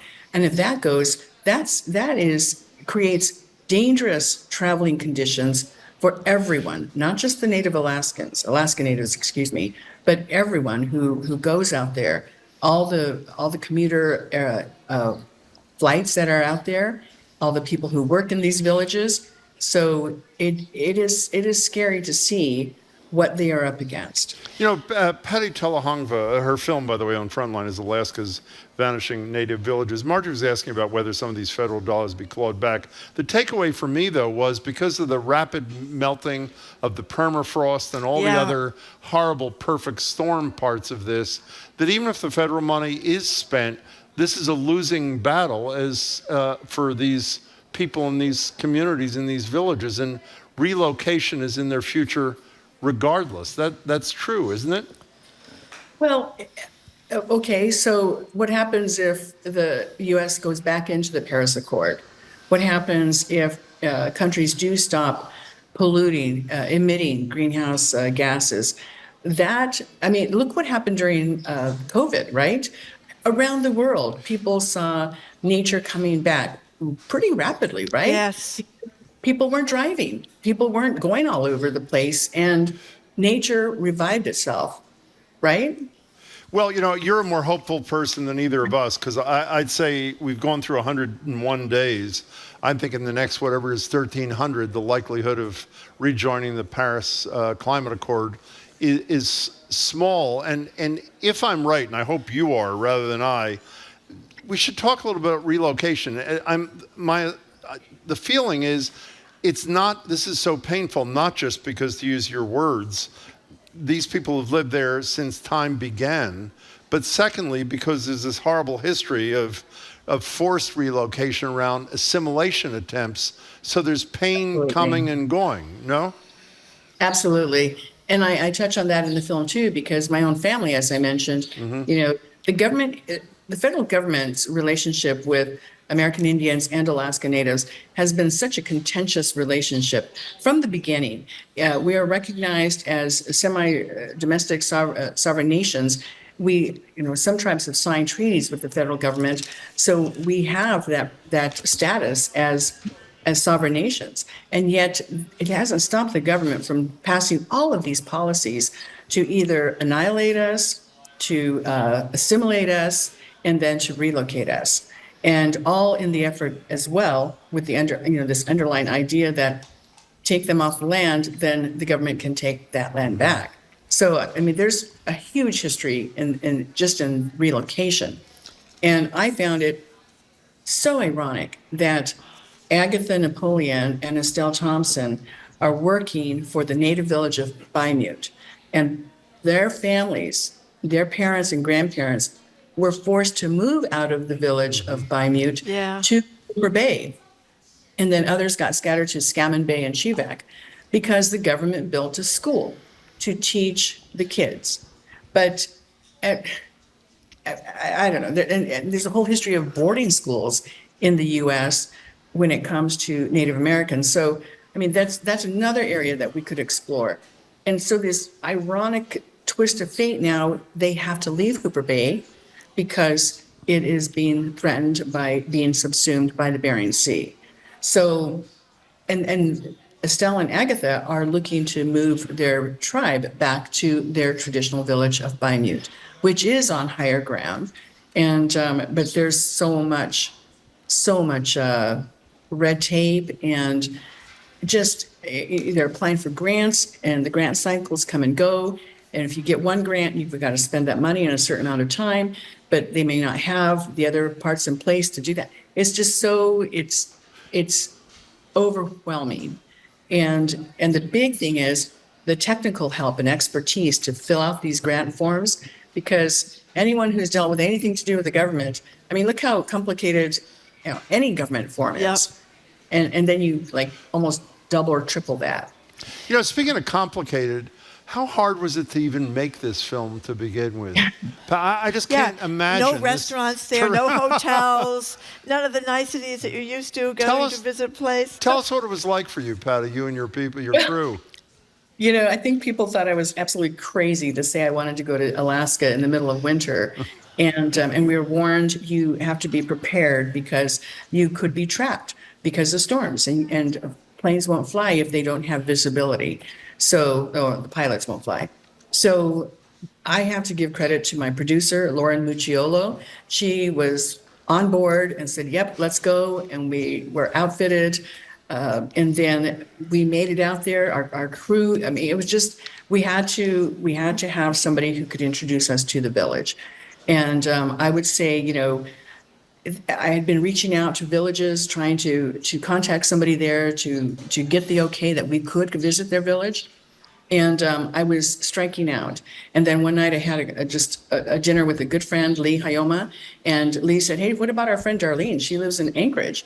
And Darlene is Mohawk. So Darlene Johnson said, I have a friend, Marie Achema, and she has a program called Sea Stories, and they go out to these villages, and she teaches the kids how to make their own films with their smartphone. So through all those little connections, Marie introduced us to Earl Atchek, who is in Chivak, and Earl became our guide and was wonderful in helping us out. And, they don't have rental cars and very few cars in the villages to begin with. So when we got into Chivak, we stayed at the tribal building. They had a little apartment, which we shared with another government agent who was there doing other government official business. And we had to bring in all of our food. We had to bring in backup dehydrated food in case we got stuck there. And then in Hooper Bay, we stayed at the local school in our sleeping bags on the floor. I mean, it was just, Did you see your breath in the morning? Wasn't that the deal? In Chivak, yes, we could wake up in the morning and, we'd unzip climb out of our sleeping bags.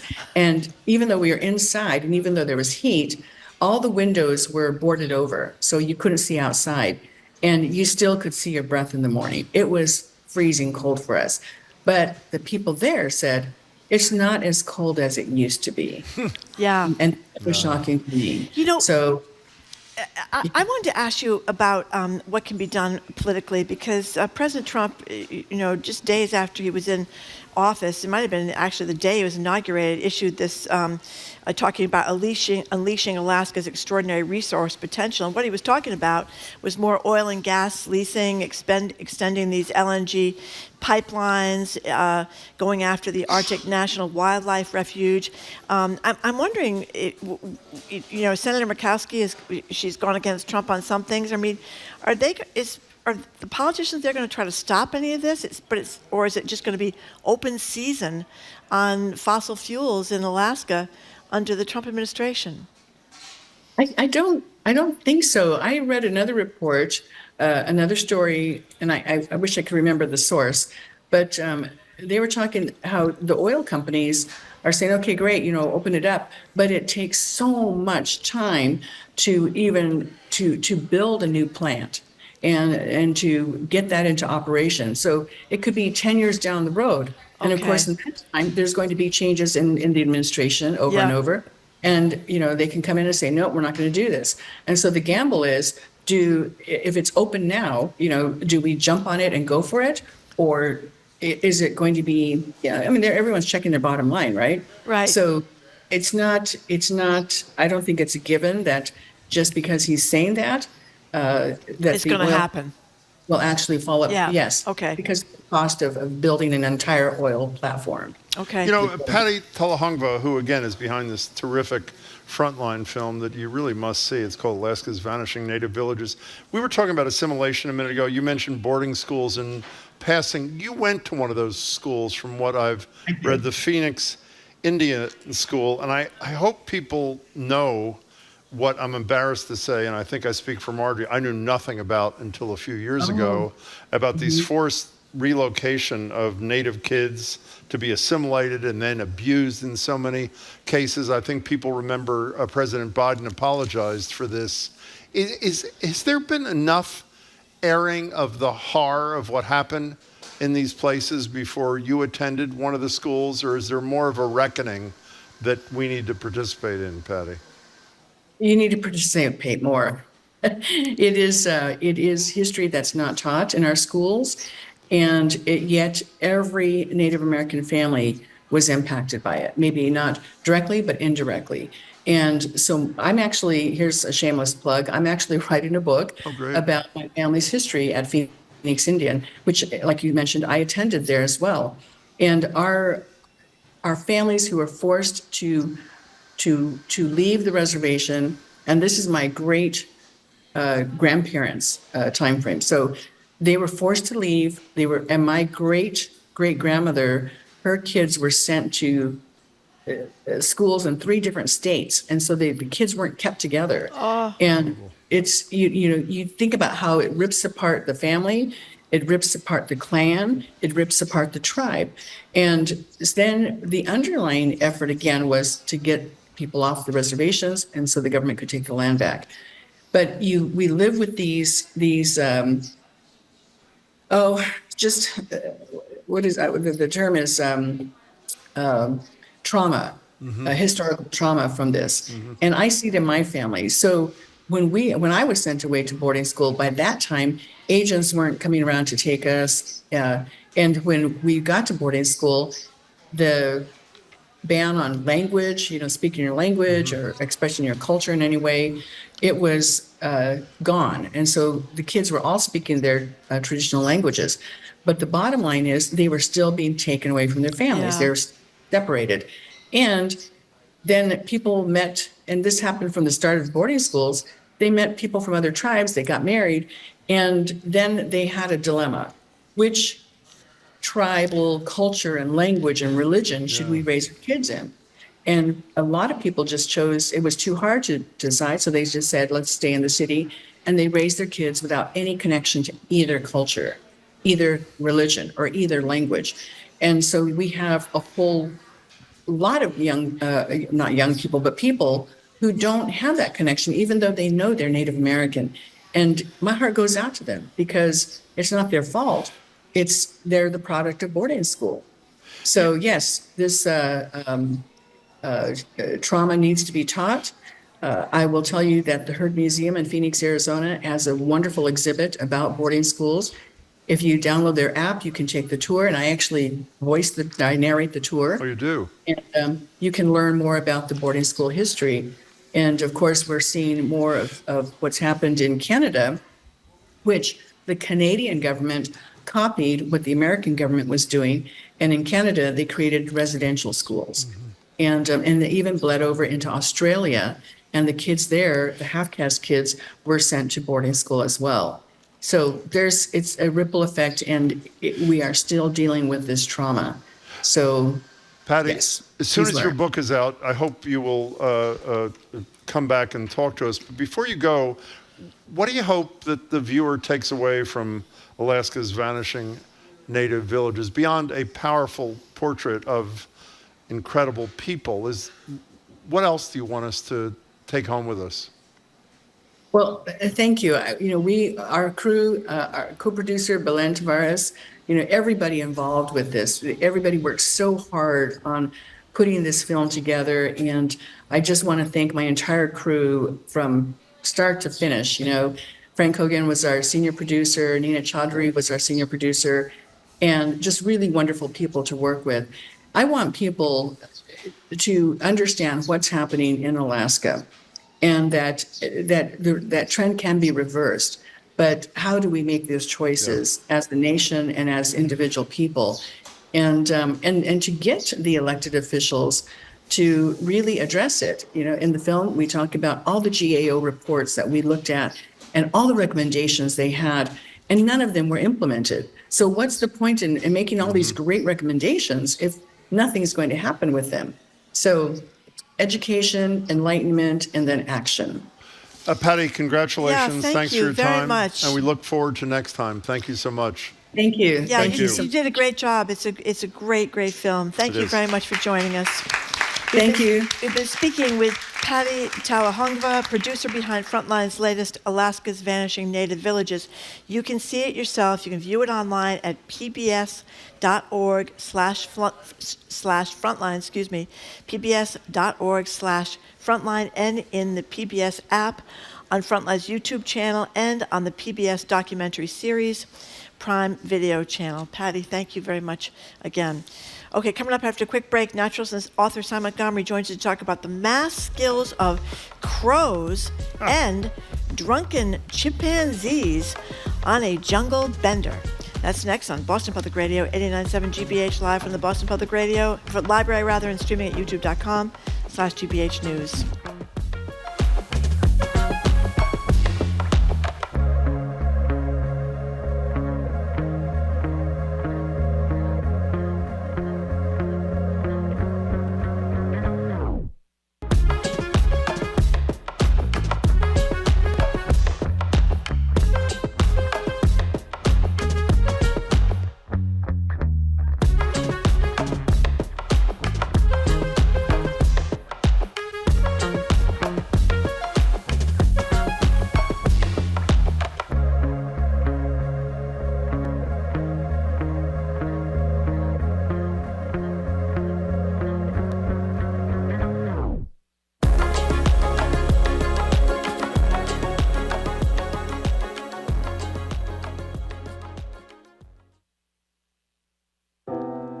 Weeks ahead of extreme weather season in the U.S., the Trump administration canceled billions in weather disaster funding. The shift from federal to local leaves more people in small towns in harm's way. Guys, this is dangerous.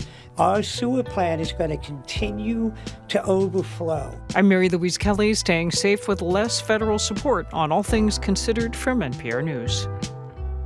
Today at 4, here on GBH News 89.7. Our programs are made possible thanks to you and Bridgewater State University, helping create jobs for Massachusetts and working to connect industry leaders to graduates, elevating business in Boston and beyond. bridgew.edu/elevate. And the Kendall Square Orchestra, presenting Symphony for Science, a concert of soaring music and uplifting stories that shine a spotlight on healthcare for the homeless. Sunday, May 11th at Symphony Hall. More at symphonyforscience.org.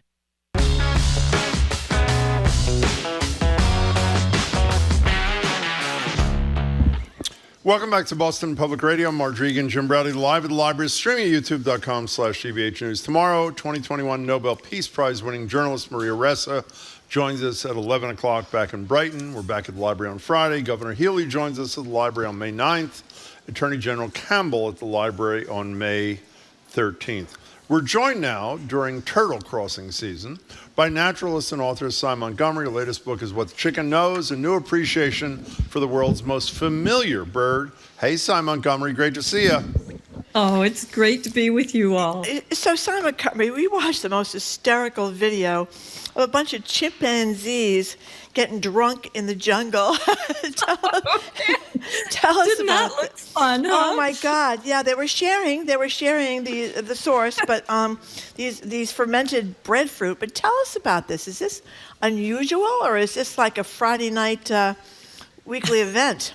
I think it may be more usual than we know. It was a riot because it just looked like every frat party you ever went to, didn't it? Oh my God. This was just recently filmed. It's the first time this has been caught on films with chimpanzees doing this with wild natural fruits. However, it has been seen in the past in which chimpanzees were essentially raiding palm wine that was being collected by humans, which was pretty amusing too.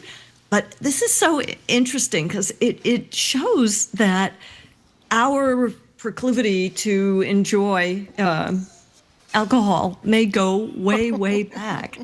So what happens, I mean, the video is fabulous because the chimps are obviously really enjoying it. Normally, they will share meat, but they don't usually share fruit. And they're not handing the fruits to their friends, but they're allowing their friends to come take it from their pile. And it's obviously very convivial. Everyone's kind of enjoying it.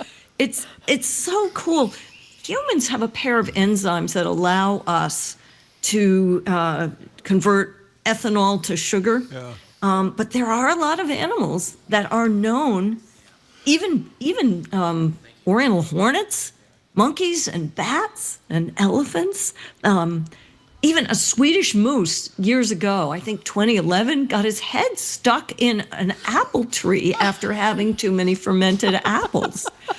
That's happened to a lot of my friends too, Cy, by the way. They're like a good cocktail at the end of the day. Oh my God. I remember there were these cedar waxwings, these birds in Canada a few years ago, and they were eating so many fermented berries. They were like lying on the ground and they had to open up a drunk tank for them to dry out. By the way, the part about the video, I just want to repeat what you said. It's a great video. It is clear, even to the unscientific eye, Marjorie and mine, unlike you, they're clearly having fun. Yeah. It's only 60 seconds long. They're having fun. They're rolling over on each other. As you say, they're It just looks like people completely. Exactly, it does. And they're doing it clearly on purpose. I mean, they also eat breadfruit that isn't fermented, but they don't engage in this kind of behavior when it isn't fermented. And other animals do this too. We've talked about before how dolphins have been documented. This was actually a spy in the pod program. They will capture these pufferfish who have a toxin and gently squeeze them in their mouths so that they squirt out just the right amount of toxin. And the dolphins just start staring at stuff after this, and they'll actually pass gently this fish who they purposely don't kill. They just want to squish out enough stuff. It's exactly like someone passing a joint, and they do it to get high.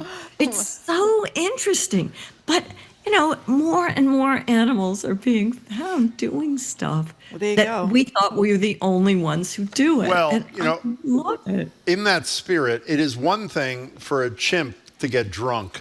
When I read this story about crows being able to do math, or essentially geometry, when you read one of these stories, at least I'm sure you don't do this, but I do, I know that the proof, in quotes, is going to be really marginal until you read the damn story. And it is 100% dead on. Explain how scientists demonstrated that crows, maybe no other species, I don't think, has been proven to be able to do this, to distinguish one geometrical shape, even a similar one, from another, Cy Montgomery? Yeah, they appreciate symmetry, for example. They can tell, they have a sense of like right angles and parallel lines. And if there's 6 squares and 5 of them are perfect and one of them is slightly off, like the bottom's they can tell. So this study was done with 2 carrion crows who lived in the researcher's lab. And what they do in the lab is they play computer games all day. This is the crows that play computer games all day in order to test different abilities. And so one computer game, and they get mealworms when they get the right answer. So one computer game was just showing, same, different. Can you tell the difference between 5 apples and 1, and 1 lemon? And of course they can. Crows are smart and they have great eyesight. But then they trained them to say, which thing is different, and even slight differences in squares and oblongs. If something wasn't perfectly parallel, the crows could instantly tell and pick that off, even if it was just slightly off. And interestingly, the crows did better on this test than another lab who was testing baboons. I know, that's amazing to me too. So to be clear, you touched on this in passing. The way we know this is because the crow had to tap on the very slightly different geometrical shape to get fed. And once they learned that they get fed when they did it repeatedly, going immediately for, no matter what the display was, the one that wasn't the same as the others is what they immediately gravitated to, clicked on it or touched their beak to it or whatever they do, and they got fed. It's amazing. Yeah. And I would bet you that a lot of birds can do this. Why? I would bet Why do you think pigeons that? can do it. Why do you think that? Because vision is super important. Birds' vision, particularly if you're flying and you have to apprehend what's going on around you visually and your life literally depends on it, you have to process images really well. And pigeons, who everybody thinks are living bus exhaust, they are super good at telling the difference between, for example, a Monet and a Manet painting. And there have been tests showing that. Yes, absolutely. Oh my God. Because, that's so important to them. The other thing that I think is going to reveal a lot more about animal minds and animal sensory abilities to us is that we're starting to learn how to ask the questions to them in a way that's like ecologically meaningful to them. So, you give them an SAT. Well, you give them an SAT test and nothing's going to happen. But if you figure out a way to present this in a way that it's clear what you're testing and that you've provided the right motivation for them, and you're not providing something that, for example, scares them. The mirror test, for example, this is often seen as a test of self-awareness. There's a lot of animals who don't like a mirror because they look at it. Well, I don't like a mirror either, but you look at it and at first you think someone's staring at you. Gorillas, for example, do not like you to stare at them. They don't like another gorilla to stare at them. So they are going to look away. They're not going to pass the mirror test, and they haven't, even though they're super smart. And they've tested other birds. Birds are really good at this. They've tested roosters. Roosters do pass the mirror test, but they had to put it in a way that was ecologically, relevant to the animal. It's funny you mentioned this because I was thinking of the times when I had a little dog, I would hold him up to look in the mirror. He would look at me, but he wouldn't look at himself. So what's that about? Dogs don't do it either? Some dogs will stare as an aggressive expression. And he may have felt like, ooh, there's a dog staring at me. I better turn my head so I don't provoke him. So he didn't realize, the dog won't realize it's himself or herself staring back? He probably won't even look at the mirror long enough to come up with that. Wow. Because it's too threatening. But some dogs actually look behind the mirror to see if the rest of the dog is behind there. And then, That's great. So Simon Montgomery. Can I go to something you don't want to do, but we're going to do it anyway? Well, it's so upsetting. Well, since you mentioned the rooster in the mirror thing, which I am 90% sure is in your phenomenal book, What the Chicken Knows, A New Appreciation of the World's Most Familiar Bird. Right. You wrote a terrific, horrifying, and hopeful, I guess you could say, op-ed in the New York Times last week or the week before. The title of Si's op-ed, What I Didn't Know About the Egg Industry Horrified Me. So if you can quickly, for Marjorie's sake, and I think everybody's, explain what horrified you, and then after that you can take all the time you want talking about the fix that would address this horror show. What's the problem that you're addressing there, Si Montgomery? Well, I did not realize that for, egg-laying breeds in hatcheries where they're breeding chickens to lay eggs for you, of course there's going to be half of those eggs that are going to turn into the layers are going to be roosters. I guess I thought that those roosters grew up and their destiny was going to be in the stew pot, which isn't great, but what actually happens is so much worse. In one day, when they sex those baby chicks and they find out which half are roosters, they grind them up alive or electrocute them or gas them to get rid of them. And the reason this is so, it's egregious for anybody, but for birds like chickens, unlike little humans and a lot of baby mammals, they are born ready to rumble. They can walk around, they can find their food, they're like thinking about stuff. They're totally ready to take on the world at the point that they are ground up alive. Oh, God. Okay, 6.5 really billion horrible. of these around the world every year. Let's move on. That is a horror. And Marjorie can't take more, and frankly, neither can I. Oh, I know, but 90% of your piece is about the butt, something that can be done to avoid this. What is that, Si Montgomery? There is now this new technology, and it's being used widely in Europe, where Europe, as you know, they're more likely to enact bans on cruel practices.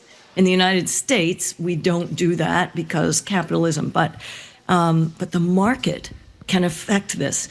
You can tell before these babies hatch and before the embryo even has any feeling who's a male and who's a female. And there's a couple of different ways you can tell. And you need special technology. One of them kind of is almost like amniocentesis. Another one uses waves of light to look inside the egg and reveal the colors of the feathers, and you can tell who's male and who's female. And you just, make omelets out of the ones that haven't hatched, that are males. And this is great. This could be like the biggest advance in animal welfare since, ever.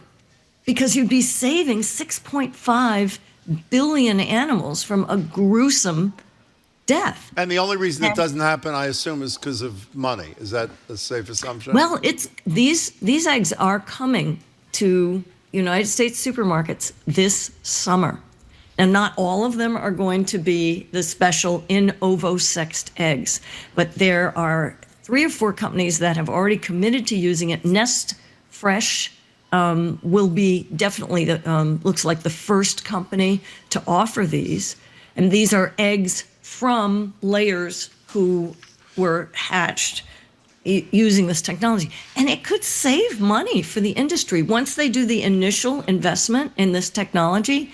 Because why would you want to spend all that energy incubating a whole bunch of eggs who are going to turn into birds for which you have no use? What happens to egg prices, Si Montgomery? How would it affect egg prices? They might cost 1 cent per egg extra. And I think folks would be willing to pay for that. So you see on eggs, you see on eggs now, cage-free, pasture-raised and all that, and they're more expensive if they're pasture-raised, but I think a lot of people are concerned about factory farming and how cruel they are in factory farming, so they'll pay more for the pasture-raised. Will there be some sort of designation on the egg cartons Yes, that will I think let it will people know? I think all of the Nest Fresh and Best eggs will have they will all be in ovosexed eggs. Okay. Should I put Thurber directly on the radio? Sure, He really Thurber wants to would say be hello. the dog. Let's see Thurber. We have a personal relationship with Thurber. We have met and spent time with and commune with Thurber. We'll see him in a second. By the way, the title of One More Time of Cy's terrific piece in the New York Times on April 19th was What I Didn't Know About the Egg Industry Horrified Me. And one last thing about this, Cy. Is this technology new, or was it just workers being upset about this, or what happened to bring about this opportunity to check the eggs when they're still in very embryonic stages? It began to be used in Europe, where there are bans on cruel methods. People in the industry, I think, realized this is going, once this gets out, that this is happening, people are going to be really turned off, and that there will be a market for people like you and me who would happily pay one extra penny per egg to make sure that someone isn't ground up alive. So I'm thrilled about this. Well, you did a great public service like you always do. I mentioned in your introduction it's turtle crossing season. There's sort of every year you give a caution and some guidance to Marjorie, me, and our listeners. And we should say, when we visited Cy most recently, or maybe it was one time before, we got to spend time with, is it Fire Chief? Was that monstrous huge snapping turtle? I was petrified. You petted him, I Jim. petted it reluctantly. You petted his shell. Yeah, because he everybody else did. He loved it, right. Okay. He's still talking about it, Jim. I am too, actually. So what should we know for turtle road crossing season, Cy Montgomery? Well, this is the time of year that turtles are crossing roads. Babies are not hatching, but some of the babies, like eastern painted turtles, stayed in their nest over winter. And these little tiny guys are getting out of their nest, which often is not near water, but is in sand, and they're finding the water. But also, turtles are waking up after their long hibernation, which in reptiles is called brumation, and frequently they need a different place to spend the winter than they spend the summer. So to get to that place, we've built all of these roads and they cross our roads. So we need to help them. Turtles are among the most endangered vertebrate animals on Earth. I know it seems like there's turtles everywhere because you go to a pond and you see a lot of eastern painted turtles. You see a lot of red ears who are not actually native. They're people's pets that people let go. But turtles are rapidly disappearing from the earth.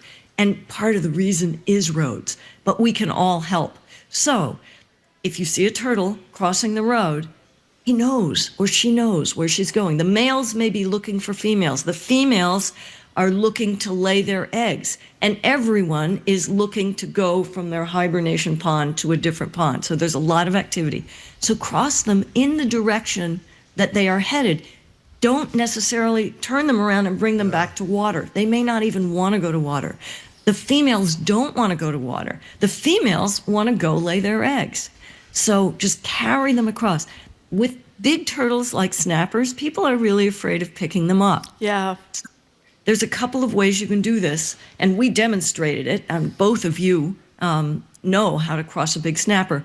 But many people just are too afraid to pick them up. In that case, there's several things you can do. If you're in your car, take out your floor mats and urge the turtle onto the floor mat, and then, not facing the front of the turtle, but walking backwards and dragging from the back of the turtles, quickly pull the floor mat across the road, turn it around, and then the turtle will go on its merry way.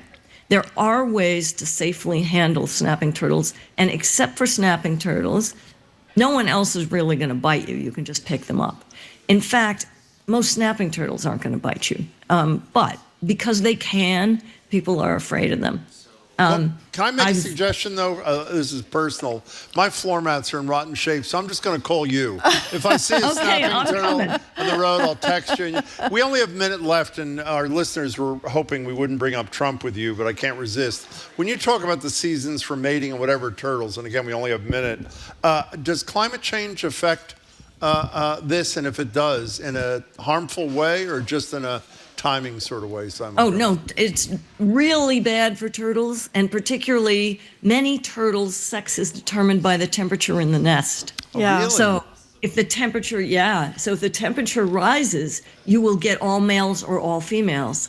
And if it rises more than that, you get boiled eggs. Oh, jeez. Cy, it is wonderful to see you as Cy, always. thank you so much, and thank you for all Great, Cy Montgomery. the great stories and the upsetting stories, but all worthy stories. Thank you, Cy Montgomery. Thank you, Cy. Tell the chief hello from you. He's going to go Say hi. on Friday. Okay, we have been speaking with naturalist Cy Montgomery. Her latest book is What the Chicken Knows, a new appreciation of the world's most familiar bird. Cy Montgomery, as always, thank you very, very much for being with us. Up next, just enough time for two more things. You're listening to Boston Public Radio, 89.7 GBH, live from the Boston Public Library and streaming at youtube.com/GBH News.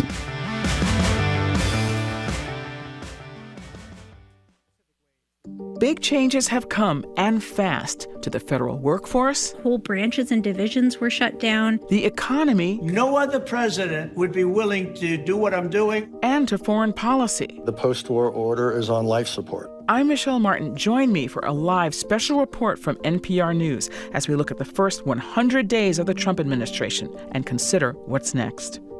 Tonight at 8, here on GBH 89.7. Support for our programs comes from you and MIT Sloan Executive Education. You can advance your career with 2 to 3 day courses designed for professionals. Topics include leadership, innovation, and strategic management. Learn more at executive.mit.edu. And Bay State Learning Center, a welcoming alternative to traditional schooling, committed to reimagining education as an adventure, where growth, purpose, and possibility lead the way. More at baystatelearning.org.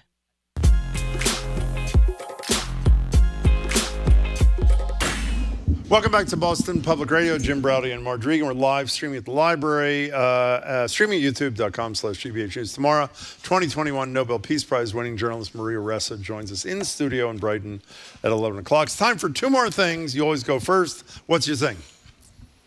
Well, oh, you're eating? You got to put your mic down, too. That's how it works in radio. I had a hot water heater go this morning, Jim, so it kind of put me behind the eight ball. That is the weakest story I've ever heard in my life. And so I arrived late at work today.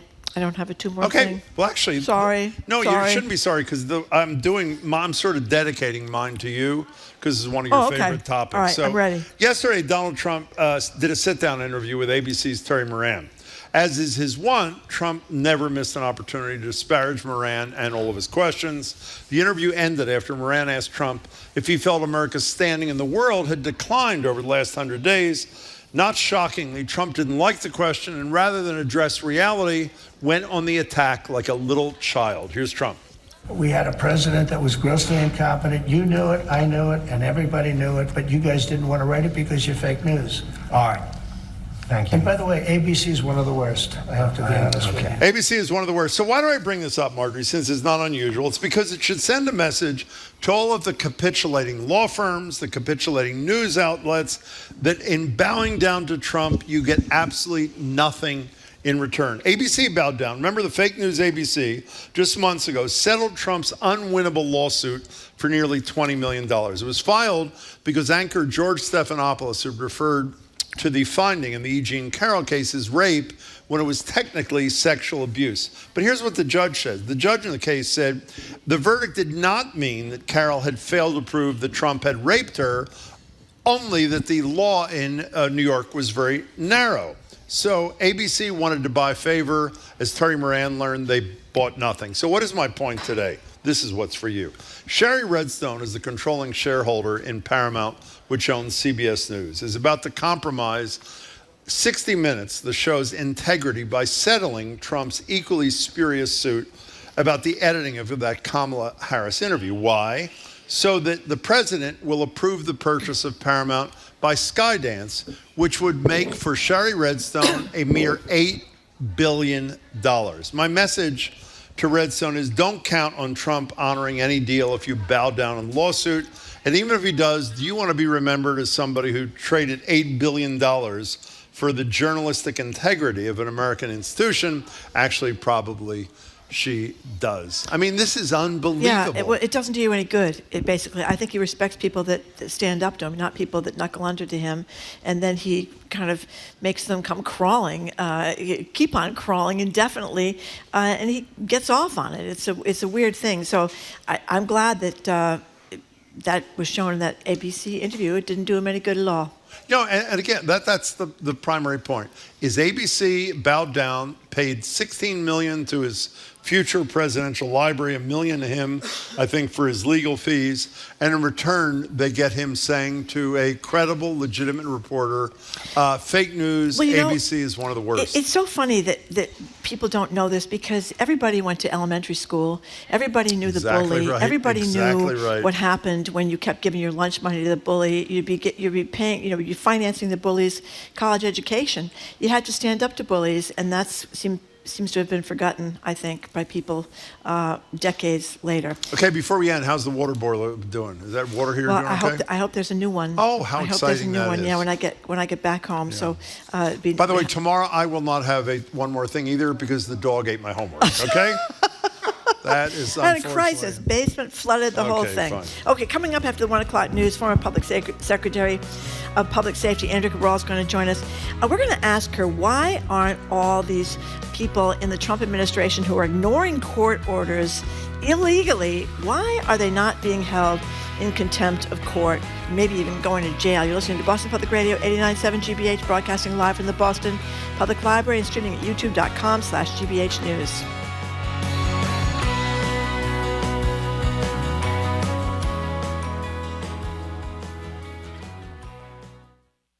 Support the news you trust by donating your car, truck, or other used vehicle to our vehicle donation program.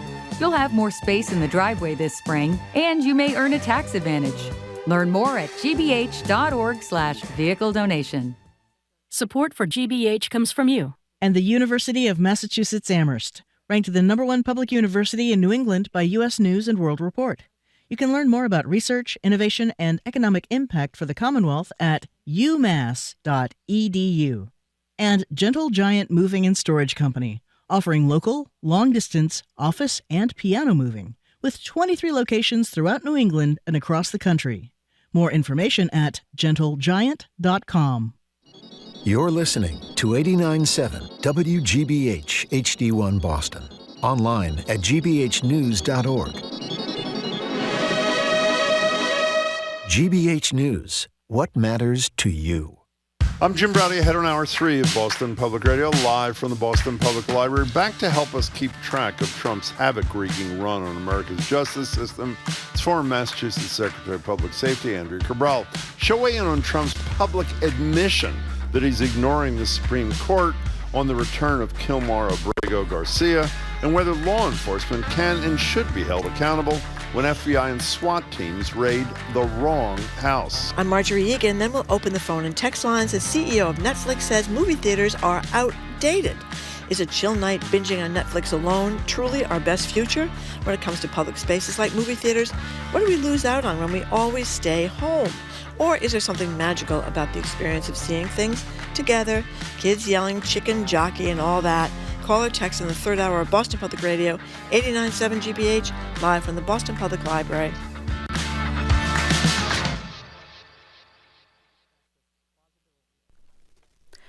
Live from NPR News in Washington, I'm Lakshmi Singh.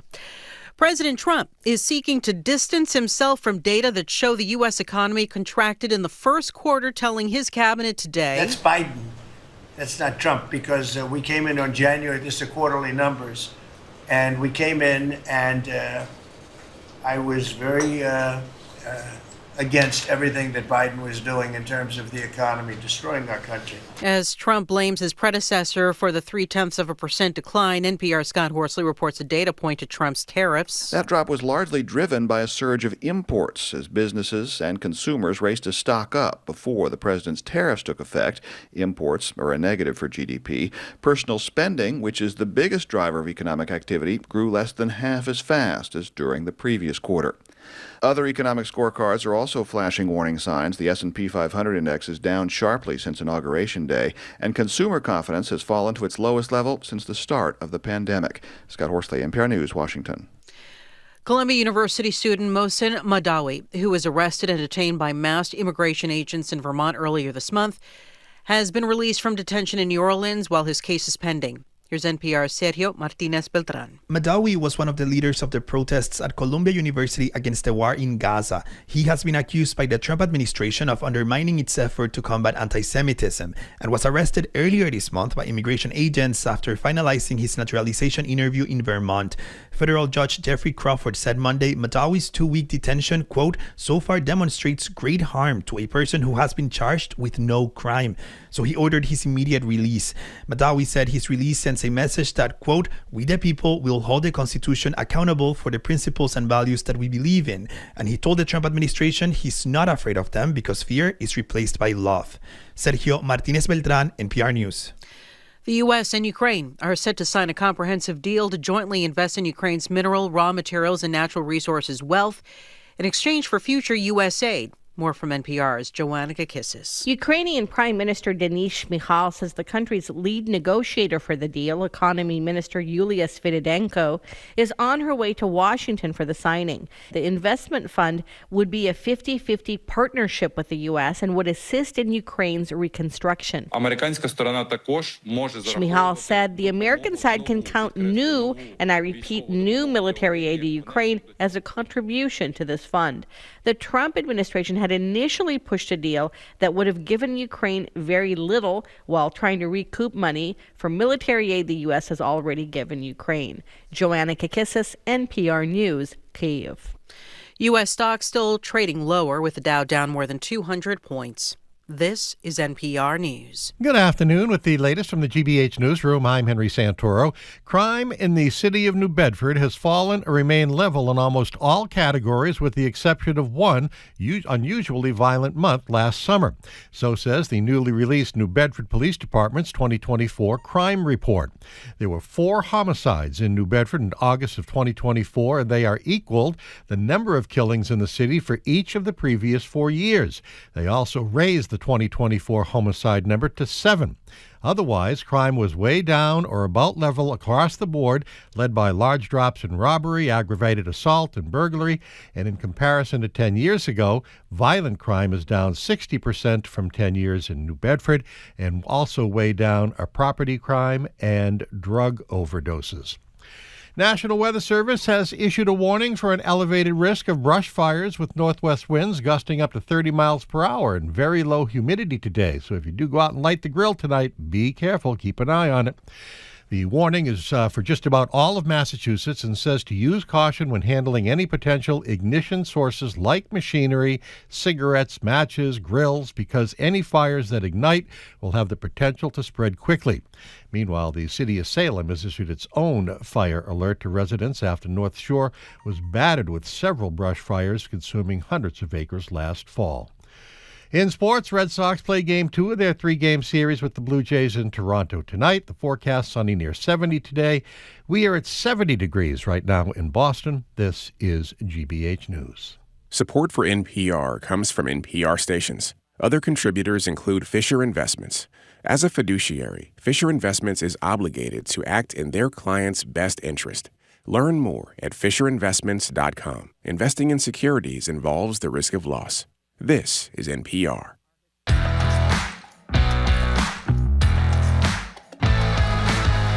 Welcome to hour number 3 of Boston Public Radio. Jim Brady and Marjorie Egan. We are broadcasting live from the Boston Public Library and streaming at youtube.com/GBH News. I want to say again that tomorrow, the winner of the Nobel Peace Prize in 2021, the journalist Maria Ressa, will join us, and she stood up incredibly courageously to an authoritarian government in the Philippines. We're back here at the library on Friday. Governor Healy is going to join us May 9th, and the Attorney General, Andrea Cabral, will join us May 13th. Hello again, Jim. Can I add 2 things? One, we just learned about 5 minutes ago that also tomorrow, another participant in the GBH Media Summit, in addition to Ressa, Jelani Cobb, who is the Dean of Columbia School of Journalism, will join us at 1 o'clock tomorrow. Wow. So it's a hell of a show. Again, they're both participating in this GBH Media Summit. I have to make a correction. I was wrong about something before we introduce Andrea. I mentioned that from the image that I was watching on CNN, it appeared that for the first time Elon Musk was not at the cabinet meeting. In fact, he was.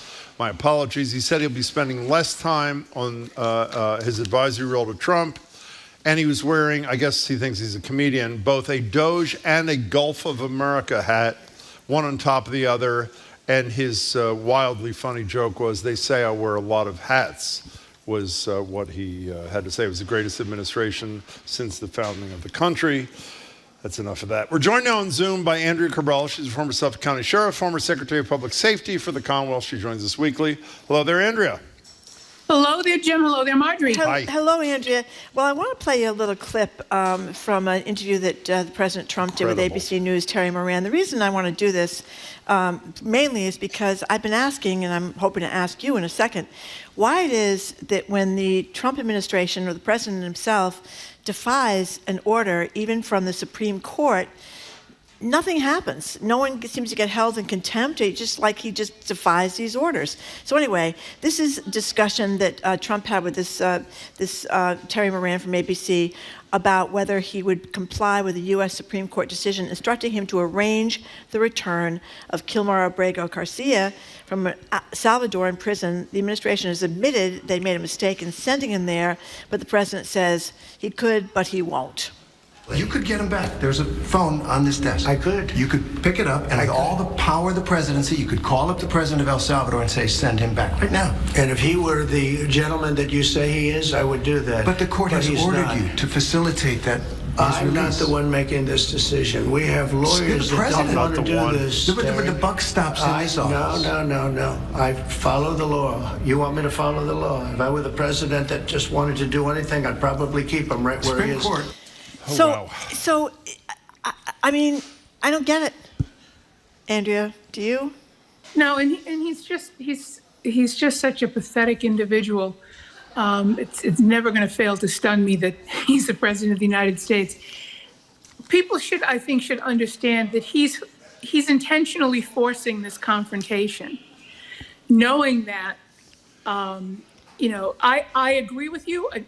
If I were the district court judge, I would be holding people in contempt. I'm sure the judge knows that it has everything to do with Trump himself and not necessarily the people under him, but you have to take action.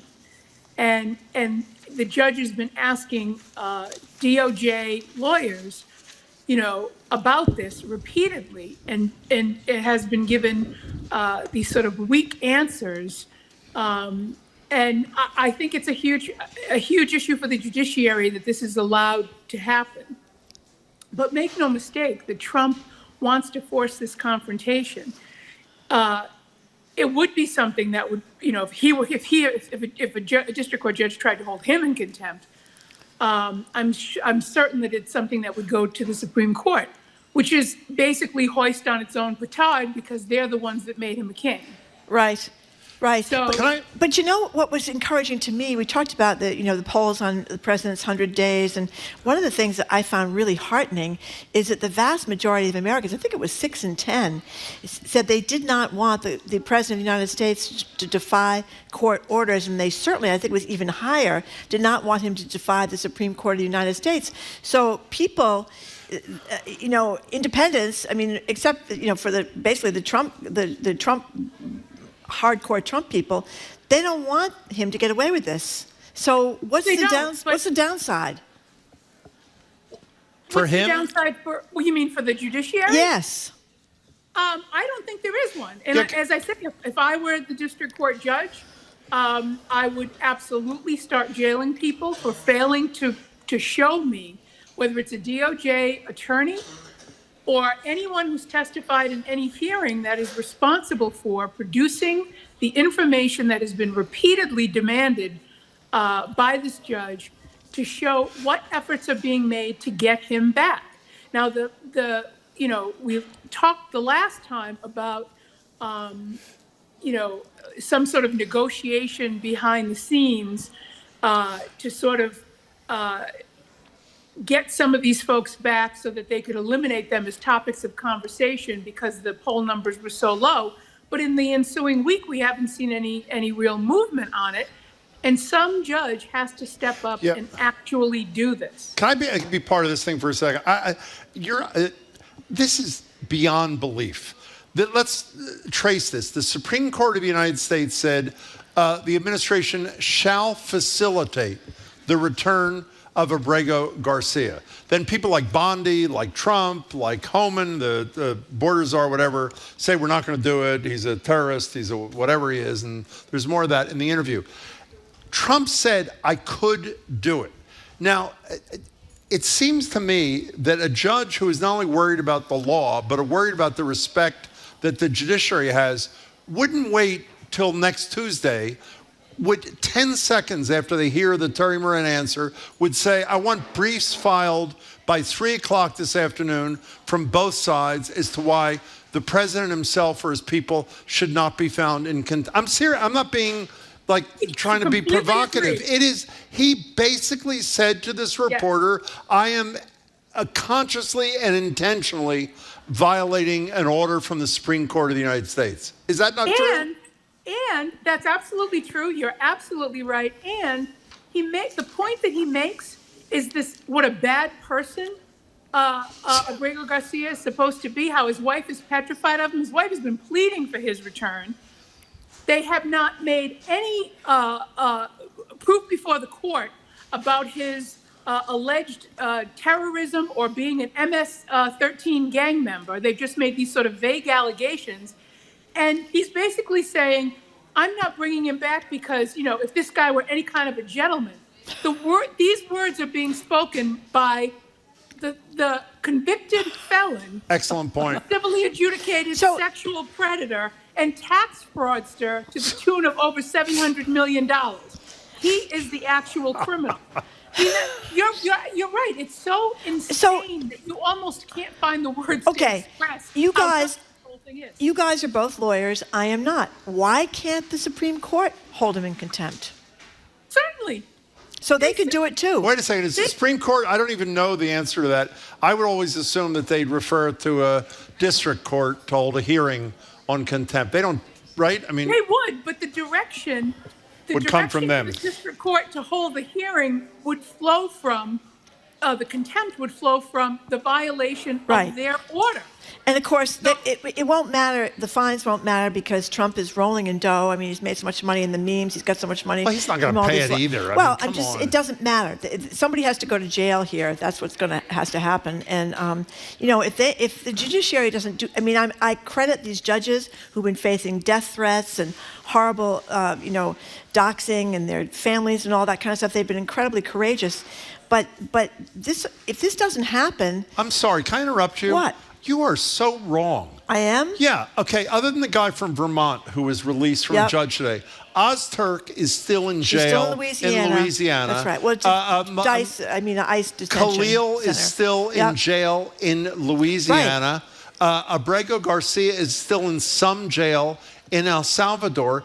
I mean, they're doing nothing. They issue edicts, and then they don't enforce anything. That's what I'm saying. They have to do something, or they make a laughingstock of the court system. Well, and it's also the constitutional crisis that we've all been talking about here for months. It's here, and we're not acting. Well, don't miss the messaging here. What do you mean? The messaging here is really important because, as to Jim's point, all of these people continue to be held in custody, and they represent a variety of different backgrounds that brought them, or allegations anyway, that brought them in the eyes of the federal government into custody. Every day you're reading about dozens, sometimes hundreds of people being rounded up in different states. People who are citizens, people who are undocumented. This work is continuing. So don't miss the messaging here. The messaging here is we can do this to anybody, and there is nothing you can do about it. And until someone is willing to say, oh, yes, there is, someone wearing a robe and sitting on a bench says, oh, yes, there is something that we can do about this, they will be right. So here's the ultimate question. The ultimate question is then why aren't they doing it? That's what I don't understand. Why aren't they doing it? I have no idea. What's the answer, Andrea? Yeah, Andrea, what's the answer? As I say, I genuinely don't know. I think I was at an event talking about Project 2025 last night in Jamaica Plain, and I was talking about this seemingly stymieing effect of not having to have ever dealt with things like this. But the law is the one place where cases of first impression crop up all the time. Judges have to meet the moment. And I don't say that lightly, to your point, Marjorie, about the death threats and some of what they must be experiencing. But there's a reason you have a lifetime appointment. There's a reason you have the power that you have. And the oath that you take as a judge, the oath that every congressperson takes, every local state official or legislator takes, governors take, is to protect and defend the Constitution and essentially American democracy, which relies on three separate and co-equal branches of government in order to exist. And what Trump is doing, Project 2025 is doing, the Heritage Foundation is doing, and the Federalist Society is doing, is destroying those three branches of government, because that's the only way you get to democracy. Okay, I'm not done with this yet. I have two more things to say. For those who continue to be on the wrong side of history and justice here, even Alito and Thomas were part of a unanimous decision that Trump, their guy, should facilitate that. That's one. And two, for those who are seizing on the middle of Trump's answer to Terry Moran, and if he were the gentleman you say he is, I would do that because he's not. They got in a back and forth about his tattoos and that sort of thing. It has no relevance to this. Every one of these issues was before the courts. The courts determined, based on the facts as they have been presented to us, including by the Trump administration, you shall facilitate his return, period. If they're not happy, if they think they didn't consider all the facts, they should go back to the Supreme Court. They haven't. There was no due process. Exactly. There was no due process. That's the issue. He could come back to the United States and wind up going through due process and wind up getting deported. But you can't just throw people out without, even though the president says he's going to start doing that with American citizens. But that's his real message is, yes, I can. Exactly. Yeah. But then he says, but the lawyers are making the decision here, not me. I mean, well, you said it's how he said. He's not only running the country; he's running the world. I love that one too. Okay, so oh my God, Andrea. Speaking of the courts, we've heard a lot of these horrible cases, some of which have led to horrible outcomes, including deaths by either a shooting by the police or by a heart attack in Boston, on the person. The elderly gentleman that died of a heart attack. Remember that, Andrea, when the wrong house was broken into by the cops going up? There's a question is whether or not the government can be held, before the courts now, the government can be held liable for one of those we entered the wrong house kind of thing. Could you describe briefly the facts of this case and what the issue is here? Yes, this is a case out of Atlanta involving a family in Atlanta. It happened back in 2017. The family name is Cliatt, I believe that's how it's pronounced, Cliatt. FBI agents did a dawn raid on this house. They knocked down the front door with a battering ram. They had a flash bang grenade. Couple obviously was at home with their 7-year-old son. They were all sleeping. They held guns on them. They kept them all separate. Obviously the male, the husband was up. They put him on the floor, put his hands behind his back, the whole thing. And they were at the wrong house. Now, in terms of the law, right, there's a Federal Tort Claims Act. It's been in existence, I think, since 1946. Prior to that, the government enjoyed complete sovereign immunity. Anything that a federal employee did, you couldn't sue the federal government, nor could you sue that individual employee for that if it was an act that was carried out in the context of their federal employment. And Congress decided that that wasn't exactly fair. And while you still can't sue the employee individually, the Federal Tort Claims Act says that in certain circumstances, and they are limited, you can sue the federal government for the negligent acts of federal employees carried out in the context of their federal employment. It limits damages. You can only get your actual damages. You can't get punitive damages, which is kind of interesting. But in any event, if it meets the criteria, and it's not an easy thing to do, there's a ton of procedural stuff you have to do in order to bring a lawsuit under the Federal Tort Claims Act, but you can do it. And so essentially that's what this family is doing. And what's astonishing about this case is that it is very obvious by the facts, at least as reported, that this was negligence. I mean, the agent, his name is Lawrence Guerra, said that in this case, he had earlier identified the correct house that they should have gone to. He said, which is similar and nearby, but on a different street. He then said he was misdirected on the morning of the raid by his GPS device. Oh, God. Now, first of all, the GPS only knows to direct you where you tell it to direct you. So if you put the name of the right street, it'll Very good tell you to go point. to the right street. But beyond using the GPS for this, and I know about warrants. I've done this kind of work before. Where are the pictures of the actual house? Where are the plainclothes drive-bys to this house ahead of time where you can take pictures, where you know exactly where you're going? And that's how you assure yourself. I've actually, in some cases, not necessarily attached to the affidavit, but within the file, seen police officers attach photographs of where they're going to be absolutely sure that they know where they're going. Here's why this is important. Suing the federal government is a big deal. And negligence is basically just a failure to exercise reasonable care under the circumstances.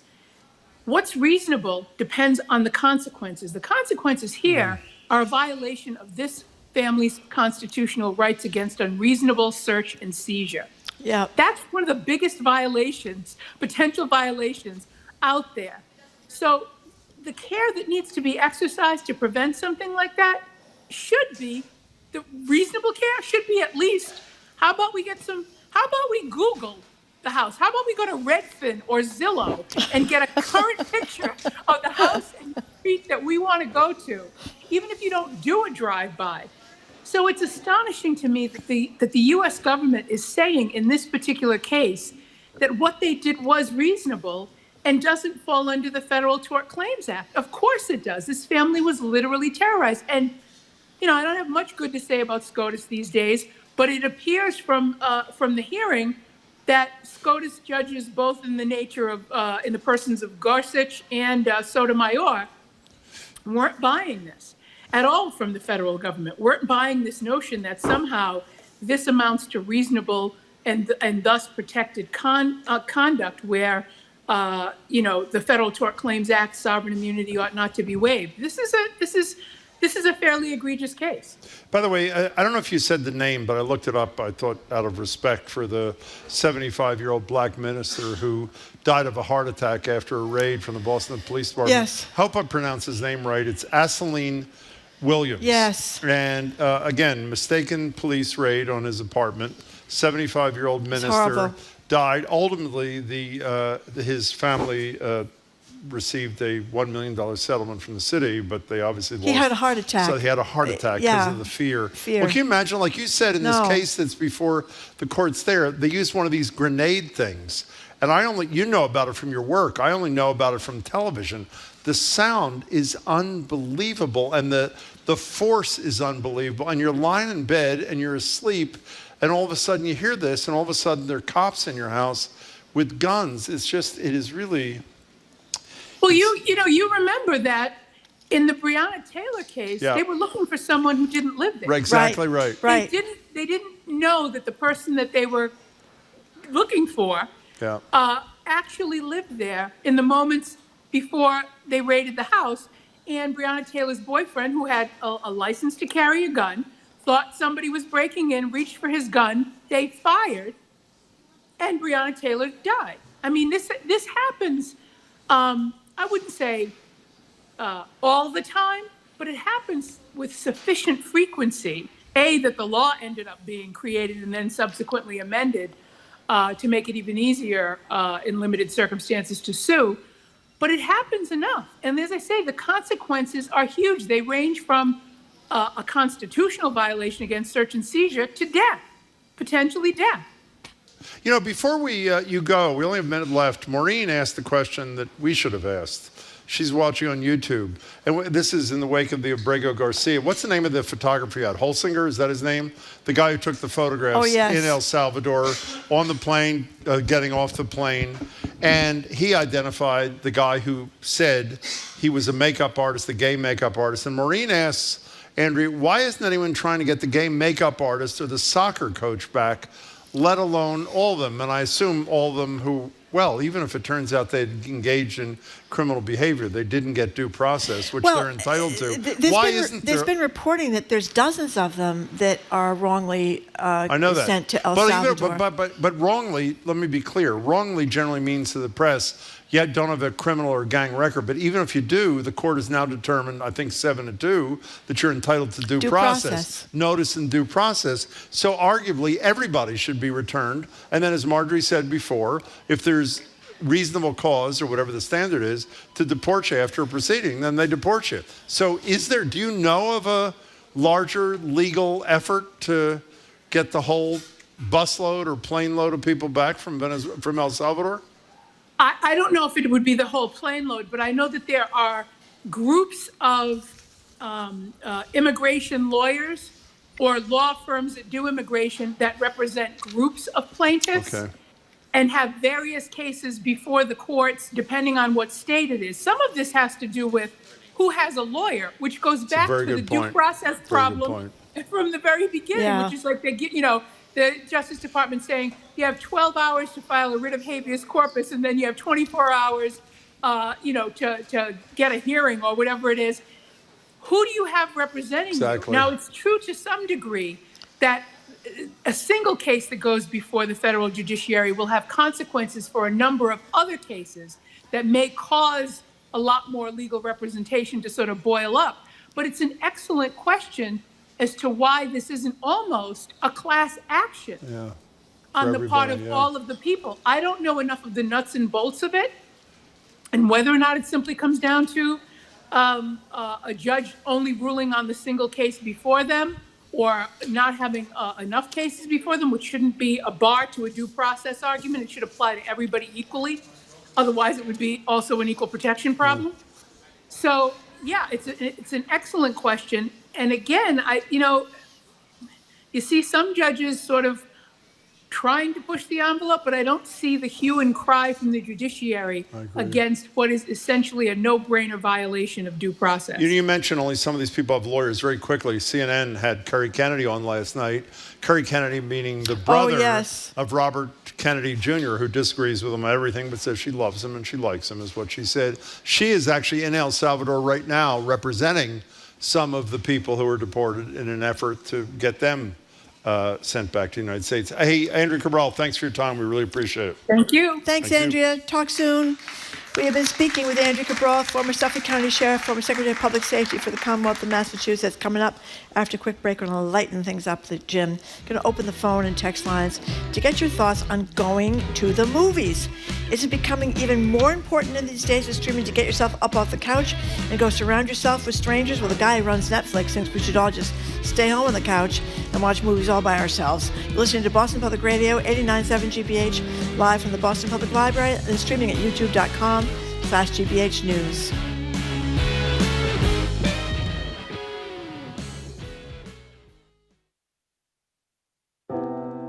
Weeks ahead of extreme weather season in the U.S., the Trump administration canceled billions in weather disaster funding. The shift from federal to local leaves more people in small towns in harm's way. Guys, this is dangerous.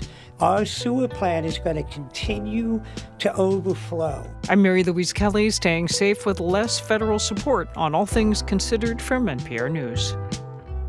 Today at 4, here on GBH News 89.7. Our programs are made possible thanks to you. And Bernadine Sung Megason with Compass Real Estate, serving buyers and sellers throughout Greater Boston. Learn more at homesbybernadine.com. And GM Roth Design Remodeling, dreams delivered, with custom kitchens, bathrooms, and additions. Serving New England for over 39 years. Learn more at gmroth.com.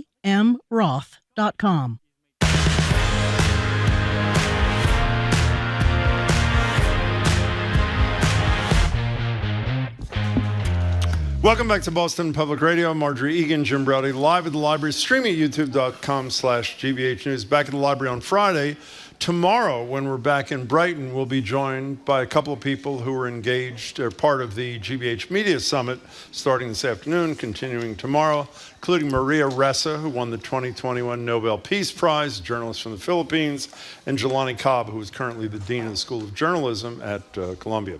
Well, and by the way, Governor Healy will be here at the library with us for an hour on May 9th, Attorney General Campbell at the library for an hour on May 13th. We're ending the show with this headline: movie theater model is outdated. Most of the country cannot walk to a multiplex. Now you might think, did the CEO of a massive streaming service write that? If you thought that, you'd be right.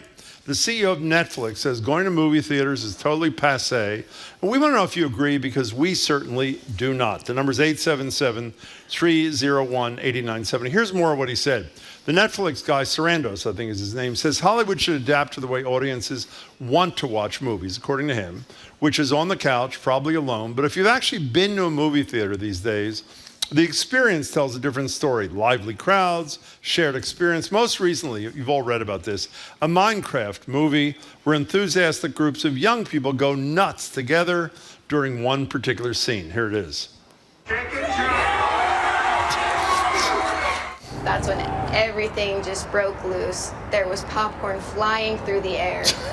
There was confetti cannons being blown off, and then a live chicken was in our theater. It's gotten to the point where Warner Brothers announced special screenings of Minecraft that encourages the rowdy communal experience. We saw the same thing with Wicked sing-alongs last year. So forget the extremes like that. We posit that going to the movies or really doing any activity that puts you in a shared space with strangers, particularly now, is a healthy, important thing. Do you agree? It could be movie theaters, by the way. It could be going to an art exhibit. I don't mean necessarily with other people, but surrounded by other people. It's one of the reasons I go to a restaurant, Marjorie. Even if you're not communing with everybody in the restaurant, you're surrounded by people who are engaged in a similar experience. Or would you prefer to do all that on your couch at 877-301-8970? I mention this guy all the time. Robert Putnam's book, Bowling Alone, was a really important treatise. The basic theory is we bowl alone, literally. We don't belong to social clubs, or churches, or this, so we're bowling alone. Eating alone, watching movies alone, all those sort of things in normal times is a problem, but don't you agree, particularly now, having that sort of collective experience is a hugely healing kind of thing? I like to go to the movies. You know, Jared was talking before about going to the Coolidge Corner Theater that's near me. They have snacks, they have wine, they have real butter on their popcorn. And other people. Other people. You go to the, I went there to watch The Brutalist. It was nominated for a bunch of Academy Awards. It was very long. But, it's fun to go to the movies, I think, especially with this Minecraft thing. Sounds great. By the way, we have a picture. We do? Yeah, of what the theater looked like after the mess of the Minecraft, everybody throwing the popcorn all over the place. Well, I'm not sure I wanted to be there for that, by the way. But I'm talking about a normal movie. You go to, we'll see it in a second. You go to a movie, and again, you're surrounded by people who are laughing at the same thing you are, smiling, crying, whatever the hell it is. There is that's really a nice situation. Maybe I will stay home, actually, now that I think about it. Well, look at that. They just threw up their buckets full of popcorn and their excitement. That's great. And then some movie theaters now have the reclining seats, and you can order food, and you can order drinks, and you sit there watching the movie, and you're having your meal right there. That's pretty neat, too. Yeah, I think you're missing the point here, though. What is the point, Jim? It's not just the joy of the individual experience, in my estimation. Right. It is the joy, and I know you're going to say this is odd coming from an isolationist like me, of being surrounded by other people who are sharing an experience, not directly with you, but around you. You know, the Coolidge Corner, I mentioned that before. It's in Brookline. It's great. They often still show the Rocky Horror Picture Show. Yeah. They have late night horror films and stuff like that. What is really fun is to go see a movie like that, or a horror movie like at midnight, and everybody's screaming and gasping at the same time. That's really neat too. You know what, movie, when I was in law school, the movie that every Friday or Saturday night in Chelsea, right near where I lived when I was in law school, that everybody went to was Reefer Madness. Do you remember Reefer Madness? Reefer Madness. That was pretty. 877-301-8970. Let me be clear again. The story that prompted us to do this was the interview with the Netflix CEO saying going to the theater is outmoded. And he does say, unless you live in Manhattan where you can easily walk, that kind of thing. But it's not, I don't want to just talk about movie theaters. I want to talk about anything out in the world where you were able to be with other people having a similar experience. And I'm generally not that kind of guy. But in this kind of environment, I find it really comforting and really good. And that's, by the way, you always talk about how you go to restaurants all the time. Beyond the fact that I like eating good food, I also like the experience. Did you go to Kendall Square? What? Kendall Square? That's near you. Yeah, I do. I live near Kendall Square. That's a nice complex Kenmore Square there. and all of other Kenmore places. Square. Well, there's no movie theater in Kenmore Square. Oh, movie theater. Yes, Kendall Square has the Cambridge. You mean? You're asking me if I went? I haven't been to a movie theater in 30 years. That was a joke, just to provoke you. Okay. Let's go to Nick in Hartford, Connecticut. You were first on Boston Public Radio. Hey there. Hey there. Long time, several times. Thank you. So Thank you. I lived in Boston for several years, even through college and then afterward with my now wife. And even though we still live in Connecticut, we even come to Boston just to see movies at our favorite theaters with our friends that still live there. Oh, which are your favorite theaters? I would bet it's got to be the Coolidge and the Brattle. Yeah, the Coolidge and the Brattle. Movies in those theaters that have just either have blown my mind completely or seeing old favorites and new releases. It never gets better than that, and I suspect the CEO of Netflix needs to say something like that, because the vibe I get from everyone around me is that no one really gives a damn about it other than like rewatching Seinfeld reruns. Like, they put out terrible movies now. Go to the theater. Go with your friends. Nick, I love that. That was a fabulous first call to start this off. Thanks for making it. You know what's a really cool place, too, is down on Tremont Street, the big multiplex down there where you go in and they have all the pictures of the big stars on the wall and you walk down the hallways. Is that a Lowe's? I don't know what it is. I think it's AMC. Tremont Avery, whatever it is. It is an AMC. Yeah. I think you're right. Yeah. But that is just, you go up this big, huge escalator to get to where the movies are, and the hallways are long. That's kind of neat to go. And then, if you want to spend some money, you go to the Ritz-Carlton and have a drink afterwards, Jim. Another communal experience. Costs you a lot of money. Can I be clear about this communal experience at a restaurant thing so anybody doesn't get me wrong? Yeah. I don't want to sit at the same table with people I don't know. Do you understand that? Yeah. I'm not talking about like a table for 40 where we all sit together. I'm talking about sitting with whoever I'm with and then being surrounded by people having the same experience. Okay. Is that okay Donna with you? on the road Fine, doesn't like this at all. She says, I like to be comfortable when I watch a movie. That means I control the volume, tempo of the room, comfortable seating, most importantly, no one with a big head wearing a dickie sitting in front of me. Our listeners really can't get enough of dickie talk. Yeah. But our producer, Jamie, you went to the Minecraft movie with your kid in one of those theaters where the seats recline and they had the heated seats and all that kind of stuff. And you thought it was very, very nice. There you go. And I told you that I fell asleep in one of those heated reclining seats when I went to see The Irishman. Yeah, because that remember, was a long, the guy, Jack movie. Goldsmith from Harvard Law School, who used to be the head of the Office of something at the Department of Justice, his father, was the one who I think was accused of killing the head of the Teamsters. And remember that? Yeah. And Goldsmith was going to be on our show. And I fell asleep, and I had the heater on by mistake, and I woke up like sweating bullets, and that doesn't do much for me. Let's go to Carl in West Virginia. Welcome, Carl. How are you? I think that I should round up all of the people that voted for Kamala and get them out of this country as fast as possible. Excellent point. Because you are the people that are making it such a horrible place to be. That is the most on-point call we've ever gotten, What Carl. about the movies, Carl? Yeah. Do you like to go get a big bucket of popcorn at the movies and watch it, or you want to sit home in the... Oh, he's hung up. Carl is gone. He hung up, okay. Carl, please call us back soon. That was an excellent call. We really appreciate it. Listen to this. Texter says, I went on a second date to a movie with a woman who kept asking me questions and talking through the whole movie. She was the person I hate at the movies. Needless to say, there was not a third date. I don't think she wants to go with you either, if you don't mind my saying that. 877-301-8970 there is a cost. Barrett from Cambridge is pointing out, if for a family of four, it could be $100. Well, that is actually true, the tickets and unfortunately, But didn't you can sneak things into the movie theater. Well, you're not That's what a lot of supposed to us did sneak things in. They brought their own snacks, like in their your own pockets and popcorn, stuff? their own... Yeah, because it is so expensive. I think that's where they make their money, though, isn't it? On the snacks and the popcorn. I really don't know. I'm not in the movie industry. I think they do make a lot of money on the snacks and the popcorn. Janice in Brookline. Can I ask you a question before you take Janice? What? What do you think of what Carl had to say? Should we get all the people together who voted for, as he called her, Kamala Harris? Yep. Put them together, and what did he say we should do with them? Put them on a barge and send them out to sea. I don't know if that's what he said. Carl's probably a United States Senator, the way things are going in West Virginia. Let's go to, I'm sorry, Janice in Brookline. It's not, is it Mississippi or West Virginia that's the I think poorest they're state very close in the nation? They're struggling. Janice there. in Brookline, hi. Yeah. Hey, Jim and Marjorie, love your show. Thank you. And this question talked to me, this issue. So I remember growing up in New York and seeing The Odd Couple, the first run movie in Radio City Music Hall.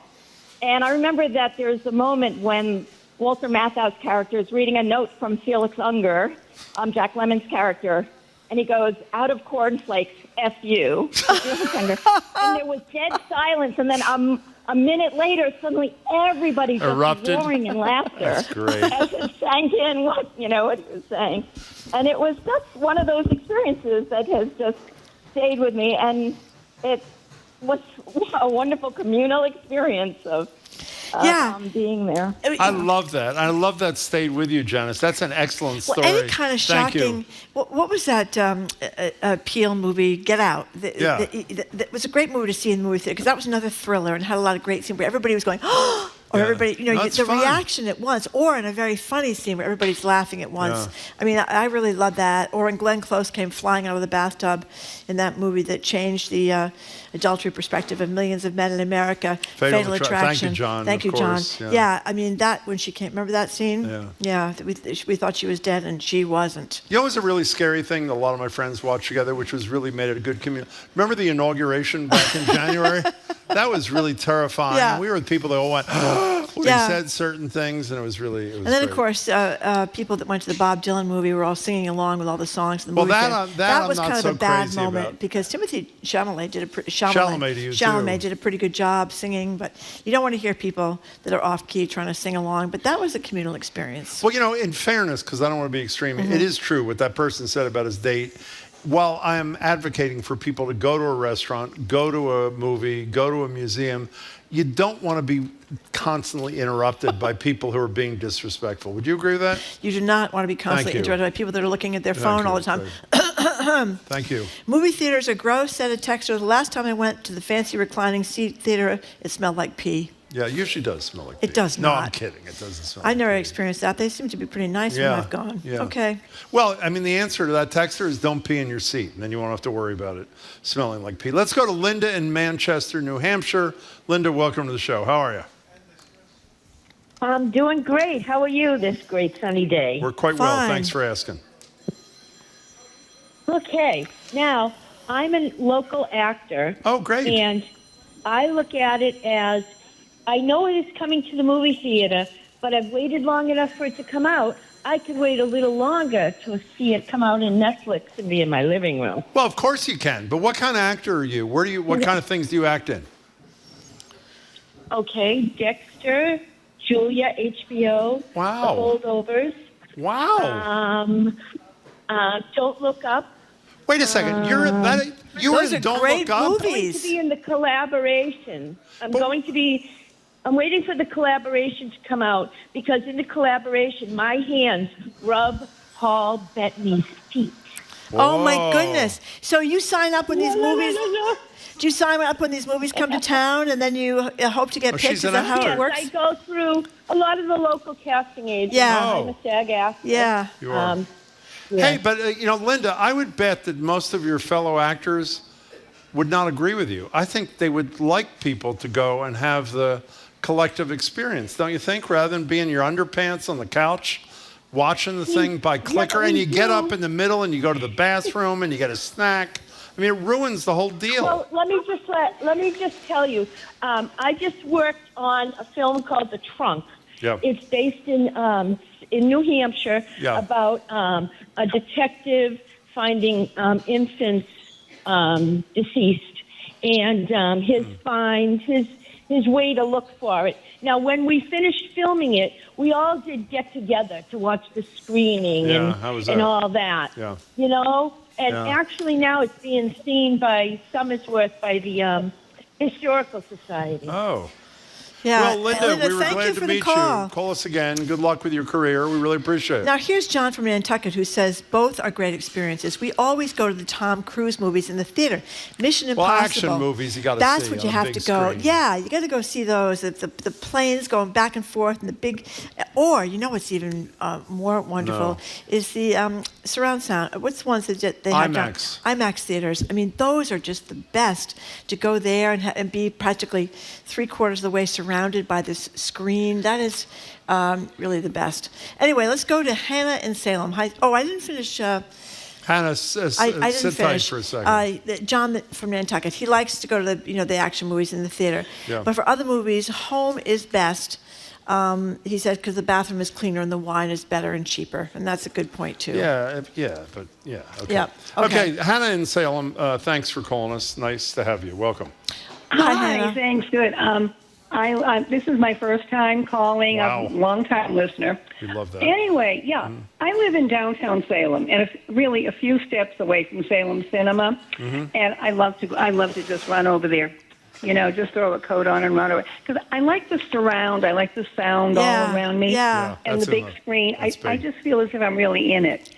The group experience, I can take or leave it. Home is good too. But as I said, I really like being totally immersed in the theater. Yeah, you feel like, what the problem is with watching stuff at home?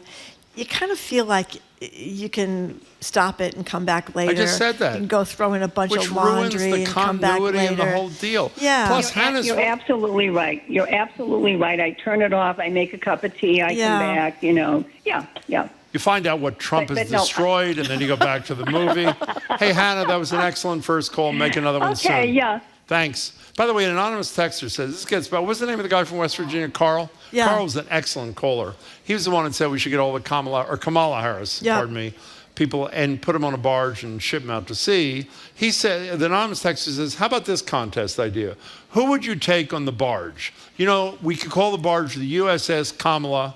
Could be fun kind of thing. We'll consider that, actually. Yeah. This is not a movie, but Woody, frequent texter, a UPS driver, says that sporting events are a great example. It's one thing to see a game at Fenway. Exactly and a completely right. different experience watching it on TV. That's really true. Going to see the Celtics, man, the Celtics tickets are getting so expensive you can't really afford them. But to be at a Celtics playoff game Well, having said with that, all that great music and the great pounding of the floor and everybody's clapping and screaming, well, can I great. violate my own moral of this story? Sure. Would you rather watch the Patriots at home on your couch or be on the upper deck on the 30-yard line when it's freezing, knowing that even when it's over, it's going to take you 9 hours to drive home? I would rather be home. Yeah, that's an exception. Gillette, to me, is a nightmare. Because it's not in Boston either. Well, it's not just that. It's the parking is a big pain in the neck. It is freezing there half the time. I remember going to a game once down at Gillette, and the line is usually really long for the women's room, but the line wasn't long because they were going to the bathroom. The line was long because they were waiting in line for the heaters to put their hands underneath. The electric heaters because it was so cold at Gillette Stadium. Yeah, I'm not a big fan of going there. Anyway, Tim in Worcester, thank you for calling. Hello, Tim. Hi, I have to tease Jim a little bit. Oh, I wish you would. We Tim. love that. Thank you. Yeah, well, yeah. No, Marjorie didn't tell me to call you either. So, that's okay. Thank you, my Tim. My point is, what is your point? Jim professes that he hates large crowds. I do. Why would he want? I can answer that. Good. Yeah. Well, actually, I have an answer. As Marjorie knows, because we've gone to movies together, I wear a hazmat suit whenever I go to the movies so that no one touches me. Yeah. Okay. Yeah. Oh, yeah. There you go. Okay. Oh, we'll call you the Bubble Boy. I love We'll that. call you the Bubble Boy. Tim, you're on a roll. Call Carl from West Virginia. Tim, thanks for your call. We appreciate it. Oh, you had something to say? I'm sorry. Yes, go ahead, I Tim. thought you were just going to tease me. Oh, no, I said I didn't get that from Seinfeld. Okay, thank you. Okay. Thanks, Sarah, for your call there. Thank you. Tim from Worcester. 877-301-8897. Oh, here's a good one. My only complaint with going to the movies, I can't rewind it to figure out what they just said. I'd rather watch it home for that. That is a point. Where did I go that had a movie that had captions? Oh, The Brutalist. I guess The Brutalist had captions because part of it was in a different language. And what's your point? It was actually helpful. Once you get into it, you think it's going to be a problem. Carousel had captions. Remember the play we saw for work. No, it wasn't. It was like the whole. The lyrics of the song. Lyrics of the yes, songs. Well, I think that was to get people in the mood. It's not called captions, but they had up in the lyrics. They're called lyrics. They had lyrics, but all those the spoken words too, wasn't really? it? Too? I don't know. I think so. Wow. Yeah, because it's hard sometimes in the theater to hear the lyrics to a song. Weren't you worried at the beginning of Hamilton for the first 60 seconds you weren't going to be able to keep up with it, and all of a sudden it explodes in your head? The diction. Brilliant. I don't know how they managed to do it because it's unusual for you to be able to understand every word they say. And by the way, whose son was playing Liz Walker. Aaron I told Burr. you my kids saw him as Aaron Liz Burr. Walker, longtime news Touring anchor, now the company. Reverend Liz Walker. She lives in Boston, Sarasota. I don't know if she's in Sarasota full time. She's half and half. Just wrote a great book about dealing with cumulative and group trauma and grief. It's great. Anyway, her son was great in Hamilton. I mean, it's not easy to get a job in Hamilton, that's for sure. Okay, let's go to Sean in Connecticut. Hi, Sean. Hello, Sean. Hey, everybody. How are you guys doing today? Fine, thank you. Good, good. I absolutely love the movies. I love going to the movies. I love the whole idea of going to the movies. However, when it's really packed, I'm not a huge fan. Me neither. You're rubbing elbows with people, and you've got, their popcorn munching behind your head. But I think there's two different types of movie going. There's when you're going with kids, where you have The Incredibles, all these other shows. But, the kids are all excited. I used to take my son to the movies. And then there's the adult films. Adult films, but he's talking about Bob Dylan and becoming Led Zeppelin. Those movies are great. I don't think it's passe at all. It depends on the theater too. In Connecticut, we got this little Madison Art Cinema. They have fried chicken and wine and things, and you can enjoy yourself. I'm not a huge fan of the massive multiplexes. But I had great memories as a kid. You think about, Rocky Balboa movies. And, Temple of Doom and the Star Wars as a kid. So I give them a thumbs up. I love the movies. Sean, you reminded me, my best friend in law school, who sadly died very young, Steve Gottlieb, and I went to the opening day of Rocky. I was going to call it Rocky 1. It wasn't Rocky 1. It was Rocky on Broadway in Manhattan. I think it was 45th or 46th in Broadway. That was about as exciting an experience as you could possibly have, because that's also a movie that is so inspirational, and people get so into cheering for this. This underdog. Remember that Rocky. Harry Potter movies that the kids all went to? That was huge. That was huge, too. Listen to this one. Earlier this month, the Somerville Theater held a mini retrospective of the work of the late, great filmmaker David Lynch. We were able to screen a newly rediscovered 70mm print of his 1984 Dune.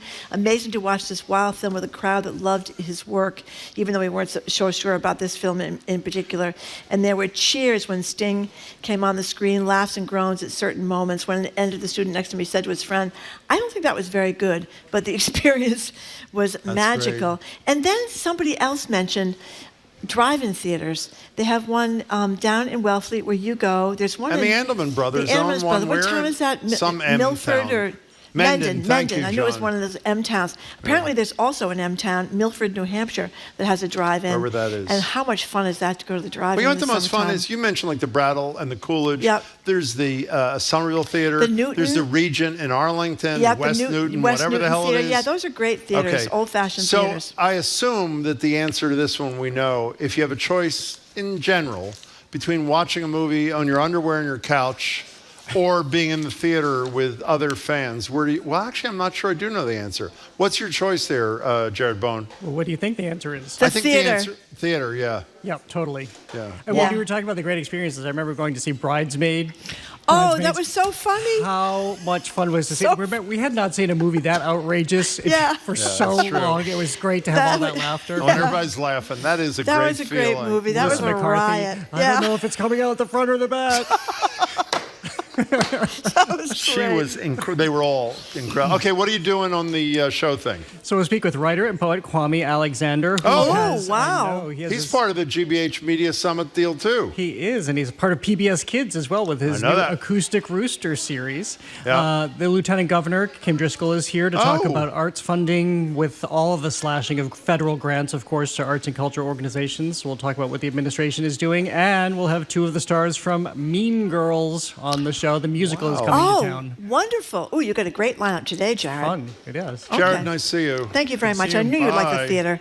Jared Bowen, thank you very much. And thank you all for listening to another edition of Boston Public Radio. Thanks to people that came down to the Boston Public Library. We appreciate it. Keep up with us 24/7 way of our podcast, or check out our TikTok page at Boston Public Radio. Tomorrow we'll be joined by the 2021 Nobel Peace Prize winning journalist Maria Ressa, who stood up to an authoritarian government in the Philippines very courageously. Also going to be joined by the CEO of the Jewish Council for Public Affairs, Amy Spitalnik, podcaster Chuck Todd, and the president of the American Federation of Teachers from Massachusetts, Jessica Tang. We want to thank our crew. Jelani Cobb. Oh, God. Jelani Cobb He is was going just to join us added. at 1 o'clock. That's why. He is the head of the journalism department at Columbia University, which, needless to say, has been much in the middle news. of the fire. Cannot wait to talk to him. We want to also thank our crew, Zoe Matthews, Aiden Conley, Nicole Garcia, Hannah Loss, our engineer, John LaClaw Parker, our executive producer, Jamie Bologna. Special thanks to our BPL staff, Maddie Geyer, Patrick Lally, Juan Jose Cadena, our host at the Newsfeed Cafe and across the street at the Lenox Hotel. Stay tuned to Jared and the Culture Show right after us. He's got a great lineup today on 89.7 GBH. I have some good news. What? Remember Carl from West Virginia? Yeah. Who wanted to send all the Kamala Harris voters on a barge out to the whatever?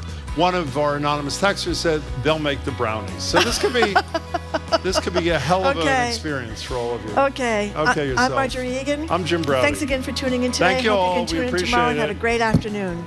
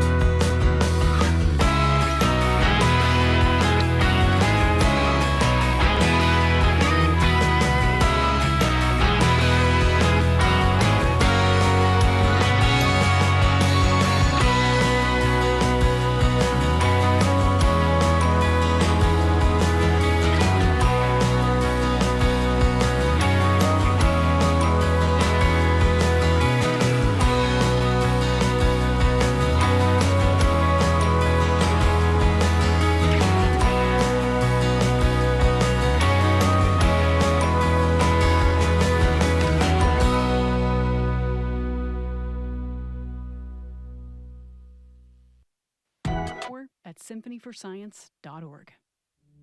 Classical Radio Boston is WCRB-FM 99.5 HD1 Lowell, Boston, WGBH-FM HD2 Boston, WCAI-FM HD2 Woods Hole, WJMF-FM HD1 Smithfield, Providence, and at classical.org. I'm Phil Jones in for Greg Farisi. Good afternoon. Here's Hesperus with 3 Galliards by John Dowland.